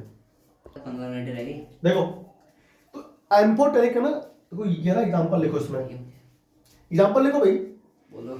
एम्फोटेरिक है ना अपने भी, अब उसमें लिखो एल्युमिनियम ऑक्साइड। क्या लिखो इसमें? एल्युमिनियम ऑक्साइड ये रहा, प्लस सोडियम हाइड्रोक्साइड, ठीक है ना? और ये हमारे पास बन रहा है सोडियम एल्यूमिनेट, ठीक है ना? क्या ये NaAlO2 ये बड़ा इंपॉर्टेंट है, ध्यान रखना। सोडियम एल्यूमिनेट बोलते हैं इसको हम लोग, विद वाटर। अब यहां पर जो एल्युमिनियम ऑक्साइड है ये बिहेव कर रहा है एज एसिड, हाँ जी। लेकिन यहां पर है कौन, बेस। तो बेस के साथ में रिएक्ट कर रहा है ये, इसलिए एसिड की तरह बिहेव कर रहा है। आप इसको ऊपर लिख लेना इधर, इन presence of base Al2O3 is acting, समझो ना, एक्टिंग ड्रामा करता हाँ जी, है, हाँ। हे मैं तो बेस हूं, ऐसे करके, तो ये एसिड है। बेस के साथ में ये एक्टिंग कर रहा है एज एन एसिड, ठीक है। और अगर इसमें भी एसिड आ जाए यहाँ पर तो बोले है नहीं मैं तो बेस था, है ना, ऐसे एक्टिंग करता है ना, एक्टिंग करता है रोने का। तो इस प्रकार से ये ऐसे करते हैं, ये इसकी नेचर है मेटल ऑक्साइड का, है ना। लिखो, ये हो गया ना। चलो देखो, तो एम्फोटेरिक ऑक्साइड, हाँ भाई। अब देखो एल्युमिनियम ऑक्साइड आगे कहां पर, हाँ जी, एसिड के साथ। अब आ गया हाइड्रोक्लोरिक एसिड, और एसिड जैसे ही आया बेस बन गई। ये बिहेव करेगा जो लाइक बेस, बेस। ठीक है ना। देखो, इन presence of base Al2O3 is acting like a base, in presence of acid आएगा ना, ठीक है ना। In presence of acid. तो इन प्रेजेंस ऑफ, अरे यहां पर ना बेस आया, ठीक है ना, इन प्रेजेंस ऑफ बेस लिख दिया, बता नहीं एसिड लिखो, एसिड ना, in presence of acid Al2O3 is like acting an base. Base, है ना, ये ठीक है, ठीक है ना, ये ठीक है। लिखो, अब देखो ये क्या बन रहा है, एल्युमिनियम क्लोराइड और साथ में वाटर, ठीक है ना, सॉल्ट प्लस वाटर बनेगा। तो एम्फोटेरिक जो नेचर होता है ऑक्साइड का, आई होप कि आपको समझ में आया होगा, ठीक है ना भाई। तो ये बड़ा इंपॉर्टेंट था, ठीक है, इसलिए आपको ये पढ़ना चाहिए, छाप लो। देखो, तो यहां पर क्या होगा भाई, सुनो, एल्युमिनियम ऑक्साइड प्लस एसिड है ना, तो एम्फोटेरिक, ठीक है ना, दोगला इंसान है ये ना, डबल व्यवहार शो कर रहा है, ठीक है। देखो लिखो, oxide which react with acid, तुम्हें छाप लिया ना पहले से ही, मत लिखो, oxide which react with acid as well as base to produce salt and water known as amphoteric oxide. Example हो गया, तो आपको ये लिखने की आवश्यकता नहीं है। जब लॉकडाउन था ना यहाँ पे लगा देखो, कुछ नहीं करी। अब आएगा वाटर के साथ में, है ना, हम तो पढ़ी रहे, ठीक है। देखो, तो अगर हम वाटर में ऐड करेंगे क्या चीज, मेटल प्लस कोल्ड वाटर ना, वैसे आपने पीछे लिख लिया, ठीक है ना, कोई बात नहीं, ये आपने छाप लिया ना, तो अब वापस लिखने की आवश्यकता नहीं है। आप लिखो, इसके बाद में लिखो ना, चलो आप फिर से लिख लो, metal plus cold water equal to metal plus salt, है ना। फिर से लिख लो, इसमें क्या लिखोगे, metal plus cold water equal to metal hydroxide plus H2, है ना। वो थोड़ा अभी तक ना मेटल ऑक्साइड का ही चल रहा था कंटिन्यू, ठीक है ना, उसमें थोड़ा सा एम्फोटेरिक रह गया था ना, तो पीपीटी में आगे पीछे हो गया, ठीक है। तो मेटल लाइक पोटेशियम और सोडियम, ये रिएक्ट करता है विग्रसली विद कोल्ड वाटर, ठीक है। भाई साहब लड़ने को मरने को तैयार हो जाता है सोडियम, पानी में गिरते ही आग लगा लेता है अपने अंदर ही, कहता मैं जिंदा नहीं रहूंगा, ठीक है। अब देखना यहां पर मैं लिखूंगा कि क्यों आग लगता है उसमें, इसमें एग्जांपल आएगा ना। अब देखो, पोटेशियम प्लस कौन आएगा बताओ, water equal to potassium hydroxide plus H2 gas, ठीक है ना। वो लिख नहीं पाया था, लिख दिया। विग्रसली का क्या था? Vigorously react with water, react vigorously with cold water. React vigorously with cold water, है ना। इसको काट दे रहे हैं। ये एग्जांपल लिखो इसमें, पोटेशियम प्लस H2O, ये पोटेशियम हाइड्रोक्साइड बनता है, लेकिन पहले बनता है ऑक्साइड फिर बनता है, ठीक है ना। तो उसमें डायरेक्ट यहां पर दिया हुआ, ठीक है, H2 गैस बाहर निकलता है। जब भी किसी रिएक्शन में किसी भी स्पीशीज के आगे लगा हो क्या, ऐसे एरो लगा हो, तो गैस वॉल हो रही है। तो गैस वो निकल रहा है उसमें से, इसका मीनिंग ये है। अब प्लस में हीट भी निकलता है, क्या निकलता है, हीट, ठीक है ना। अब बताओ ऐसा कोई रिएक्शन जिसमें हीट होता है रिलीज, हम उसे क्या बोलते हैं, एक्सोथर्मिक रिएक्शन। इंपोर्टेंट है, एक्सो मतलब एग्जिट मतलब बाहर निकलना, तो हीट बाहर निकलेगा। मतलब एंडो मतलब एंट्री होता है ना, तो एंडो मतलब हीट लेता है, एब्जॉर्ब करो वो एंडोथर्मिक होता है ना, ये ठीक है, तो याद करने का। से बैलेंस करो, ठीक है ना, हो गया बैलेंस। चलो अब आ गया सोडियम प्लस कौन, वाटर इक्वल टू क्या बन रहा है, सोडियम हाइड्रोक्साइड, और साथ में क्या बन रहा है बताओ इसमें, H2 हीट, है ना। तो ये हमारे पास क्या हो रहा है, देखो ये ना, ये रहा, sodium and potassium react with water to evolve hydrogen gas which immediately catch fire producing a lot of heat, है ना। तो ये जो हमें पता होना चाहिए, ये एग्जांपल लिख लिया, अपने नोट्स में ये लाइन मेंशन करो, ठीक है, से डिक्टो एनसीईआरटी की ना लाइन टू लाइन चल रही है डिटेल स्टडी, ठीक है ना। इससे यार इससे अच्छा ना कोई नहीं पढ़ा सकता। इसमें और क्या पढ़ाएगा, अगर कोई ना कह रहा है कि टीचर अच्छा पढ़ाता है उससे, तो इसमें साला क्या पढ़ा देगा, कुछ नया क्या पढ़ा देगा, इससे साला कुछ है ही नहीं। तो बेस्ट है ये, ठीक है ना, सबसे बेस्ट है ये, सबसे बेस्ट अगर नहीं है तो सबसे उससे नीचे भी नहीं है ना, बेस्ट मतलब इक्वल इक्वल है, ठीक है ना। सब गए, छापो उसको, मजा आ रहा है। ठीक है भाई। देखो आ जाओ आगे बढ़ते, ठीक है। तो इमीडिएटली मतलब जल्दी से क्या करता है, आग पकड़ लेना, आग। अब ये आग पकड़ता सोडियम नहीं है, जो हाइड्रोजन गैस होता है ना, वो एक्सेसिव हीट रिलीज होने की वजह से बर्न होता है, ठीक है ना। ये आपको पता होना चाहिए। क्या कह रहा है, potassium and sodium are store in, कहां रखते हैं उसको, इसलिए केरोसिन में, केरोसिन ऑयल में रखते हैं ना, मिट्टी तेल में रखते हैं उसको, because they react with both water as well as oxygen in the air at normal temperature, ठीक है ना, एट नॉर्मल रूम टेम्परेचर, ठीक है ना। तो आपको पता होना चाहिए, ये क्वेश्चन बहुत पूछता है कि बताओ सोडियम और जो होते हैं भैया जी पोटेशियम, इनको आप मिट्टी तेल में डुबोकर क्यों रखते हो, क्योंकि हाईली रिएक्टिव होते हैं। हाईली रिएक्टिव होता है ना, पानी पड़ गया तो आग लग सकती है उसके अंदर, है ना। मेरे पास जो रखा हुआ डब्बे में वो भी तेल में रखा हुआ है, उसमें तेल तो नहीं है, वो आता है ऑयली सब्सटेंस है ना, उसमें रखा हुआ है, क्या बोलते हैं उसको, केरोसिन, तारपीन का तेल है ना, तारपीन तेल है ना, जो गदर पैंट में गिरते हैं, आ गया। उस ऑयल में रखा हुआ है हमारे पास जो है, तो वो रिएक्शन कर नहीं रहा इसलिए, ठीक है भाई। आगे बढ़े हम लोग, है ना। देखो इसके बाद आता है, अभी हमने क्या सीखा भाई, कोल्ड वाटर के साथ में, अब हमें पढ़ना है हॉट वाटर, हॉट वाटर, ये रहा वाटर साथ में ही है। अच्छा ये ना कोई एक एक्टिविटी देख लो, ये क्या है, एक मेटल, ठीक है ना, हमने इसको उसमें डीप किया, डीप करते क्या हुआ, ये कैल्शियम है, क्या है, कैल्शियम कैल्शियम को पानी में डालोगे ऐसे तैरेगा, तैरता तो सोडियम भी है पानी में डालते ही, ठीक है ना, कैल्शियम भी, कि तैर क्यों रहा है, इसकी डेंसिटी लो है, डेंसिटी लो नहीं है। अभी जो ये तैर रहा है ना, पानी में गिरते ही क्या बना, H2 गैस बना, H2 गैस आकर तो बुलबुले देखो उसमें ये निकल रहा है, वो आकर के इसके सरफेस पे चिपक जाते हैं, अच्छा जब बुलबुले चिपक जाएंगे उसको क्या तैरेगा नहीं क्या, ये तैरता है फिर, ठीक है ना। ठीक है तो इसीलिए बोलते हैं कि calcium react with water less vigorously, जितना विग्रसली रिएक्ट करता है सोडियम और पोटेशियम, उसके कंपैरिजन में कैल्शियम भाई साहब जो है लेस लीस्ट रिएक्टिव होते हैं, ठीक है ना, इन वाटर।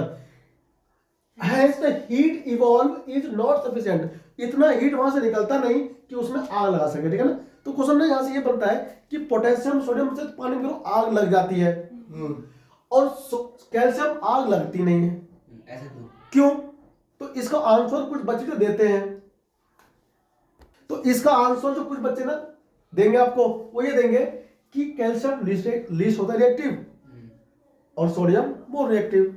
इसका आंसर ये नहीं है, इसका आंसर ये है कि इसमें हीट कम होता है रिलीज, इतना हीट नहीं होता रिलीज कि उसमें आग लगा सके ना, not sufficient heat for hydrogen burning, ठीक है ना, यानी कि हाइड्रोजन कैच कर सके फायर को, इतना हीट रिलीज नहीं होता। नहीं होता। तो अगर आपसे कभी कहा जाए कि बताओ सबसे ज्यादा एक्सोथर्मिक कौन होगा, पोटेशियम का रिएक्शन विद वाटर या फिर कैल्शियम का रिएक्शन विद वाटर, तो आपका आंसर होगा potassium with water, sodium with water, ठीक है ना। मोर क्या होगा exothermic in nature as compare to calcium calcium. इसमें कोई दिक्कत तो नहीं, इसमें कोई, नहीं, ये एक्टिविटी हमें इस चीज का ना कंफर्मेशन दे रहा है कि कैल्शियम जो होता है थोड़ा सा as compare to sodium least होता है रिएक्टिव विद वाटर, ठीक है ना, विद वाटर, ठीक है भाई। देखो वो लिखा नहीं आपने, लिख लिया भैया नहीं वो नहीं लिखा। लिखो लिखो, देखो calcium react with water less vigorously, ठीक है, छाप लो उसको, देखो ये छप गया ना। अब आता है calcium start floating because the bubbles of hydrogen gas form stick to the surface of the metal, ठीक है ना। ये तैर क्यों रहा है, क्योंकि जो बबल्स है ना वो स्टिक कर गया, ठीक है ना, सरफेस पे कैल्शियम के, ठीक है, वो इसलिए तैर रहा है। ये लाइन एनसीईआरटी की लाइन है, ठीक है, कॉपी करो उसको जल्दी से। कितना बढ़िया लोग तैर रहा है कैल्शियम, मजा आ रहा है कैल्शियम को भी। पहले कैल्शियम ऑक्साइड बन रहा होगा इसके अंदर, उसके बाद इसमें कैल्शियम ऑक्साइड वाटर से दोबारा रिएक्शन करके कैल्शियम हाइड्रोक्साइड यानी लाइम वाटर बनाएगा, ठीक है ना, और ये थोड़ा मिल्की सा हो जाता है, ठीक है ना, अगर उसमें CO2 गैस पास हो जाए तो। अगर CO2 गैस पास नहीं हो रहा है तो बिल्कुल पानी जैसा होता है, क्लियर, ठीक है ना, लाइम वाटर। कॉपी करो इस पर, चलो अब बढ़ते आगे, ठीक है। कैल तो ये रहा कैल्शियम का reaction, calcium plus water equal to calcium hydroxide plus hydrogen gas, ठीक है ना, ये रहा भाई सब, ठीक है भाई। इसको हम लोग कर लें बैलेंस, ठीक है, छापो इसको जल्दी से, हो गया। हो गया। चलो अब बढ़े हम लोग आगे, देखो कहता है मेटल प्लस हॉट वाटर। अब आप लिखोगे विद हॉट वाटर, ठीक है ना, मेटल विद हॉट वाटर लिखो, heading metal with hot water. बनाएगा तो वही metal hydroxide plus hydrogen gas, लेकिन मैग्नीशियम के साथ, ठीक है ना, ये रहा। अब थोड़ा फास्ट हो जाएगा, ठीक है ना, अब थोड़ा फास्ट होगा हमारा ये कोर्स आगे। देखो magnesium plus water equal to magnesium hydroxide, कोई दिक्कत तो नहीं इसमें। तो हमको बस यहां से ना ये देखना है कि कैल्शियम तक, यानी कि सोडियम पोटेशियम कैल्शियम, ये करते हैं कोल्ड वाटर से रिएक्शन, ठीक है ना। उनमें भी कैल्शियम थोड़ा सा लो होता है, ठीक है। फिर आता है मैग्नीशियम, भाई सब ये कहते हैं हम तो यार हॉट वाटर में होंगे रिएक्टिव, तो बनाएगा हमारा वही, ठीक है ना, प्रोडक्ट, ठीक है भाई, कोई दिक्कत तो नहीं इसमें। देखो ये रहा, अब आता है विद स्टीम, अब आता है विद स्टीम, ये हो गया, बैलेंस भी हो गया, ये रहा। ये अब यहां से क्या होगा ना, एक एक्सपेरिमेंट सेटअप किया गया, ठीक है ना, जो कि हम लोग अब यहां देखेंगे। क्या है हमारे पास, मेटल होगा और यहां पर क्या है, कॉटन, क्या है ये कॉटन। इस कॉटन में क्या होगा, वाटर, जानते हो ना, जब उसको हीट देंगे तो वाटर क्या हो जाएगा, एवापोरेट होना शुरू होगा, इवापोरेट होगा, इवापोरेशन की वजह से स्टीम आएगा इधर। और मैं आपको समझा दूं कि स्टीम के अंदर जो होती है energy as compare to hot water, वो ज्यादा होती है। एनर्जी ज्यादा होती है तभी तो वेपर फॉर्म में है, और वो लिक्विड फॉर्म में है वाटर, उसमें कम एनर्जी है। तो अब ये जो स्टीम है ना, ये जाएगा मेटल पे करेगा स्ट्राइक, किस पर, मेटल। तो मेटल के साथ क्या होगा, उसका रिएक्शन हो जाएगा और बनेगा वही चीज, हाइड्रोजन गैस प्लस ऑक्साइड, है ना। तो ये जो गैस है वो हम यहां पर लाएंगे, कहां लाएंगे, इधर। हमारे पास एक क्या बाथ टब है, इसमें हमारे पास क्या है, एक ना, तो इस ट्यूब को हमने जोड़ दिया है, किससे, जिसमें गैस कलेक्ट हो सके, ठीक है ना। और ये हमारे पास क्या है, हाइड्रोजन गैस, ठीक है। आओ देखते हैं फटाफट से, देखो कहता है for the metal that do not react with hot water arrange the apparatus as so in the figure and observe the reaction with steam। ये एक्टिविटी डिक्टो तुम्हारी बुक में है, गिवन है एनसीईआरटी, ठीक है ना। देखो ध्यान से, देखो ध्यान से, क्या कहता है हमसे, ये कहता है कि भाई साहब ये रहा बंसन बर्नर, सब लोग जानते हो ना, स्टीम यहां से ना गैस निकलता है, स्टैंड हो गया, और हमारे पास इधर क्या है, टेस्ट ट्यूब, और टेस्ट ट्यूब के अंदर हमने कॉर्क लगाया ना, ग्लास है ना, वुल सॉफ्ट इन वाटर, ठीक है ना, जिसमें कि पानी भी है, ठीक है। मेटल कौन कौन होगा इसके अंदर, देखो ध्यान से, जो आप लोग मेटल, ये आपका मेटल एल्युमिनियम, आयरन या फिर जिंक, कोई भी हो सकता है जो कि स्टीम के साथ करता है रिएक्शन, ठीक है ना। मैग्नीशियम करता है हॉट वाटर के साथ, हॉट वाटर के साथ में, लेकिन जो ये तीन हो गए मेटल, एल्युमिनियम, जिंक और आयरन, ये करेंगे स्टीम के साथ, आपको ध्यान रखना है। और ये मेटल ऑक्साइड बनाएगा, ना कि हाइड्रोक्साइड, ठीक है ना, स्टीम के साथ में। देखो आ जाओ, ये ट्यूब होता है, ठीक है ना, ये ट्यूब मेरे पास में है रखा हुआ, इसके अंदर से गैस जाएगा और कहां जाएगा, इसमें, ये है वाटर टफ, ठीक है ना, वाटर टफ है यहाँ पर ना, और यहाँ पर क्या होगा, इसके अंदर गैस इकट्ठा होगा, ठीक है भाई, अरे भेजे मारा है, ठीक है ना। अब इस एक्टिविटी को हम लोग ना देखते हैं अभी नेक्स्ट पीपीटी पे। देखो ये बर्तन बर्नर हमारा ऑन हो गया, जब ये ऑन हुआ तो यहां से क्या निकाल रहा है, ये स्टीम है ना, देखो ये स्टीम जा रहा है कंटिन्यू, मेटल से कर रहा है रिएक्शन और इधर जा रहा है गैस, ठीक है ना। और ये गैस जो होगा आगे चल करके इकट्ठा होगा, है ना, देखो स्टीम आगे लिखा हुआ इधर, है ना, ये क्या है, हाइड्रोजन गैस, ये H2 गैस निकल रहा है इसमें से, और यहाँ रिएक्शन करने के बाद निकल रहा है, लेकिन ध्यान रखना इस चीज का, ठीक है ना।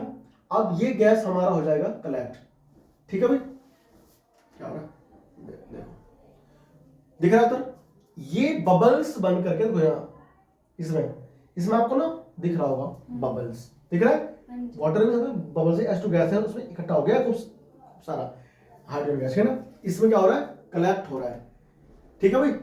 तो आप इसमें लिखो ऑन हीटिंग, देखो glass wool is an insulating material, it is made up of glass but has a texture of wool, ठीक है ना। इसमें कुछ ना कुछ वुल भी होता है ना, ये मत ढूंढिए ना, इतना ज्यादा इंपोर्टेंट नहीं है। हम बढ़ते हैं आगे, लिखो ऑन हीटिंग, लिखो स्टीम, लिखो आप लिखो स्टीम रिएक्ट विद मेटल, लिखो उसमें स्टीम रिएक्ट विद मेटल, लिख दिया। Steam react with metal form metal oxide and hydrogen gas. देखो ये रहा था यहां पे रिएक्शन, वाटर यानी कि स्टीम हो गया ना, और साथ में क्या बन रहा है बताओ इसके अंदर, मेटल ऑक्साइड प्लस H2S है ना। आप इसको लिखो से इसको रिएक्शन, ठीक है। ये एक्टिविटी ना क्या शो कर रहा है आपको पता होना चाहिए। तुम्हारा ना जो वैल्यू बेस्ड क्वेश्चन आता है एग्जाम में, वो इन्हीं एक्टिविटी पर बेस्ड हो सकता है, ठीक है ना। तो जब एक्टिविटी आप ठीक से पढ़ लोगे ना तो तुम्हें कोई समस्या नहीं आएगी। वैसे हो गया, देखो वाह एग्जांपल देखो, एल्युमिनियम प्लस वाटर है ना, जो कि स्टीम के फॉर्म में एल्युमिनियम ऑक्साइड प्लस H2S, ठीक है। तो ये सब क्या है, ये एम्फोटेरिक है ये वाला तो नेचर। फिर जिंक आ गया, ये बैलेंस करना उसको, ये बैलेंस हो गया, ठीक है ना। अब आता कौन, जिंक, सॉरी आयरन, फिर जिंक वाला वो लिख लिया। हाँ जी। ये लिखो आयरन प्लस वाटर यानी कि स्टीम ना, नीचे आपने इसमें दो गैस लिखो, गैस मतलब वो स्टीम है, इक्वल टू क्या बन रहा है बताओ इसमें, आपको मिल रहा है फेरिक ऑक्साइड यानी आयरन ऑक्साइड, जो कि दोनों मिक्स अप है इसमें, ठीक है भाई। ध्यान रखो इसका, हो गया। आगे आ जाओ। अब आता है तुम्हारे पास जिंक, आ गया जिंक। अच्छा बैलेंस हो गया है ना, देखो बैलेंस करो उसको, बैलेंस। हाँ ये तुम्हारा हो गया ना अभी, ऐसे छाप लिया गया ना। तो ये है तुम्हारे पास एल्युमिनियम ना ऑक्साइड, ठीक है, एल्युमिनियम भी आयरन, और ये हमारा आयरन, ठीक है। जिंक प्लस वाटर है ना, और ये जिंक ऑक्साइड, ठीक है ना, H2 गैस सबसे मिलेगा। इसमें जिंक ऑक्साइड और एल्युमिनियम ऑक्साइड था कौन, एम्फोटेरिक, ठीक है ना। लिख लो इसको फटाफट से, हो गया। वो डायग्राम था ना थोड़ा सा उसमें पीपीटी स्लो चल रहा था, तो अब आगे देखो अब फास्ट हो गया। Fe प्लस H2O है ना, इक्वल टू Fe2O4, लिख लिया, बहुत बढ़िया। ये रहा लेड, लेड भी करता है ना, लेड भी गैस के साथ में करता है reaction, lead plus lead oxide और साथ में क्या बन रहा है H2 गैस, ठीक है। और ये आगे हमारे पास है, लिख लो, लिख लिया, नहीं लेड ऑक्साइड होता है ये, हो गया। और ये है रिएक्टिविटी सीरीज वाटर के बिहाफ पर, ठीक है ना। पहले था ऑक्सीजन गैस के बिहाफ पर, और अब है वाटर, है ना। तो इसमें क्या देखो ध्यान से, potassium, sodium, calcium, magnesium, aluminium, ठीक है ना। ये रहा potassium, sodium cold water, calcium, magnesium hot water. अच्छा आप ना कैल्शियम को ना कोल्ड में ले सकते हो, ठीक है ना। हॉट में कौन कौन आता है, मैग्नीशियम, ठीक है। ये एल्युमिनियम और जिंक स्टीम के साथ में आता है, और Fe और Pb ये भी जिंक के साथ में, ठीक है। आगे हम लोग देखेंगे कि H के बाद में कॉपर, मरकरी, सिल्वर है ना, और गोल्ड, ये होते हैं थोड़ा सा नॉन रिएक्टिव, ठीक है ना। तो ये किसी के साथ भी रिएक्शन नहीं करते, H के नीचे नीचे जो आ रहे सारे, ठीक है ना। हो गया इतना, चाप लो, देखो ये हो गया ना। अब देखो आगे देखो, ये do not react with water, ये जो मेटल्स है ना ये रिएक्ट नहीं करते वाटर के साथ में। हाइड्रोजन भी, हाइड्रोजन नहीं करता, नहीं तो गैस होता है ना, अच्छा इससे बात हो रही है ना। कोई नहीं, इतना लंबा क्लास हो गया ना, इसके बाद में जो होगा मेटल के रिएक्शन विद एसिड वो करेंगे अगली क्लास में, ठीक है ना। तो आप ना वाटर तक पढ़ लो फिर पढ़ेगा, ठीक है ना। ये हमारा हो गया। तो आप ना देखो कि ध्यान से क्या हमारा चल रहा है, ये रहा लेस रिएक्टिव मेटल लाइक ना, ये इसमें नीचे लाइन ऐड करो साइड में इसके, क्या बोल रहा है कि less reactive metal like copper, mercury, silver, gold will not react with water as they can not displace hydrogen from water, ठीक है ना। ये हाइड्रोजन को डिस्प्लेस नहीं कर सकते, इसीलिए ये रिएक्शन नहीं करते हैं। आपको मैंने जो भी पढ़ाया ना, इसको अपने आपको रिवाइज करने में मैक्सिमम हाफ एन आवर जो है वो लगेगा घर पे, तो रिवाइज जरूर करना सोने से पहले और सुबह उठने के बाद, ठीक है ना। सोने के बाद नहीं करना कभी सोने के बाद करो रिवाइज, और उठने से पहले, है ना। उठने के बाद करना है रिवाइज, सोने से पहले नहीं करना, ठीक है। सोने से पहले तो करना है, क्या कंफ्यूजन हो रही है, ठीक है। क्या बोल रहे हो? छाप दिया, सोने से पहले उठने के बाद, कभी हम पगला जाते हैं ना, देखो समझ गए भाई। पहले सोने के बाद। तो रिएक्शन विद वाटर हमारा खत्म होता है, और अगला जो टॉपिक हमारा होगा वो होगा रिएक्शन विद डाइल्यूट एसिड। ठीक है। तो रिएक्शन विद एसिड और फिर मेटल नॉन मेटल की आपस में होती है रिएक्शन, ठीक है ना, उसको हम लोग पढ़ेंगे अगली क्लास में। तब तक के लिए आप ना इस लेक्चर को देखो। वैसे हमारा मूड था कि वन शॉट कर देंगे, लेकिन यहाँ जो बैठे हुए बच्चे हैं ना, ये थोड़े से पगला गए हैं, इनको भूख लग गया, ठीक है ना, इनकी जो इंटेस्टाइन है ना वो कह रही है खाना लाओ खाना लाओ, ठीक है ना। तो ये ना वन शॉट नहीं हो पा रहा है, 2 शॉट हो जाए या 3 शॉट है ना, ठीक है भाई। थैंक यू, चैनल को सब्सक्राइब कर दो, बहुत अच्छा लेक्चर था ये, ठीक है, मेरी ओर से, है ना। रिवाइज जरूर करना भाई, नहीं करोगे तो नहीं आएगा आपको, ठीक है ना। थैंक यू, जय हिंद।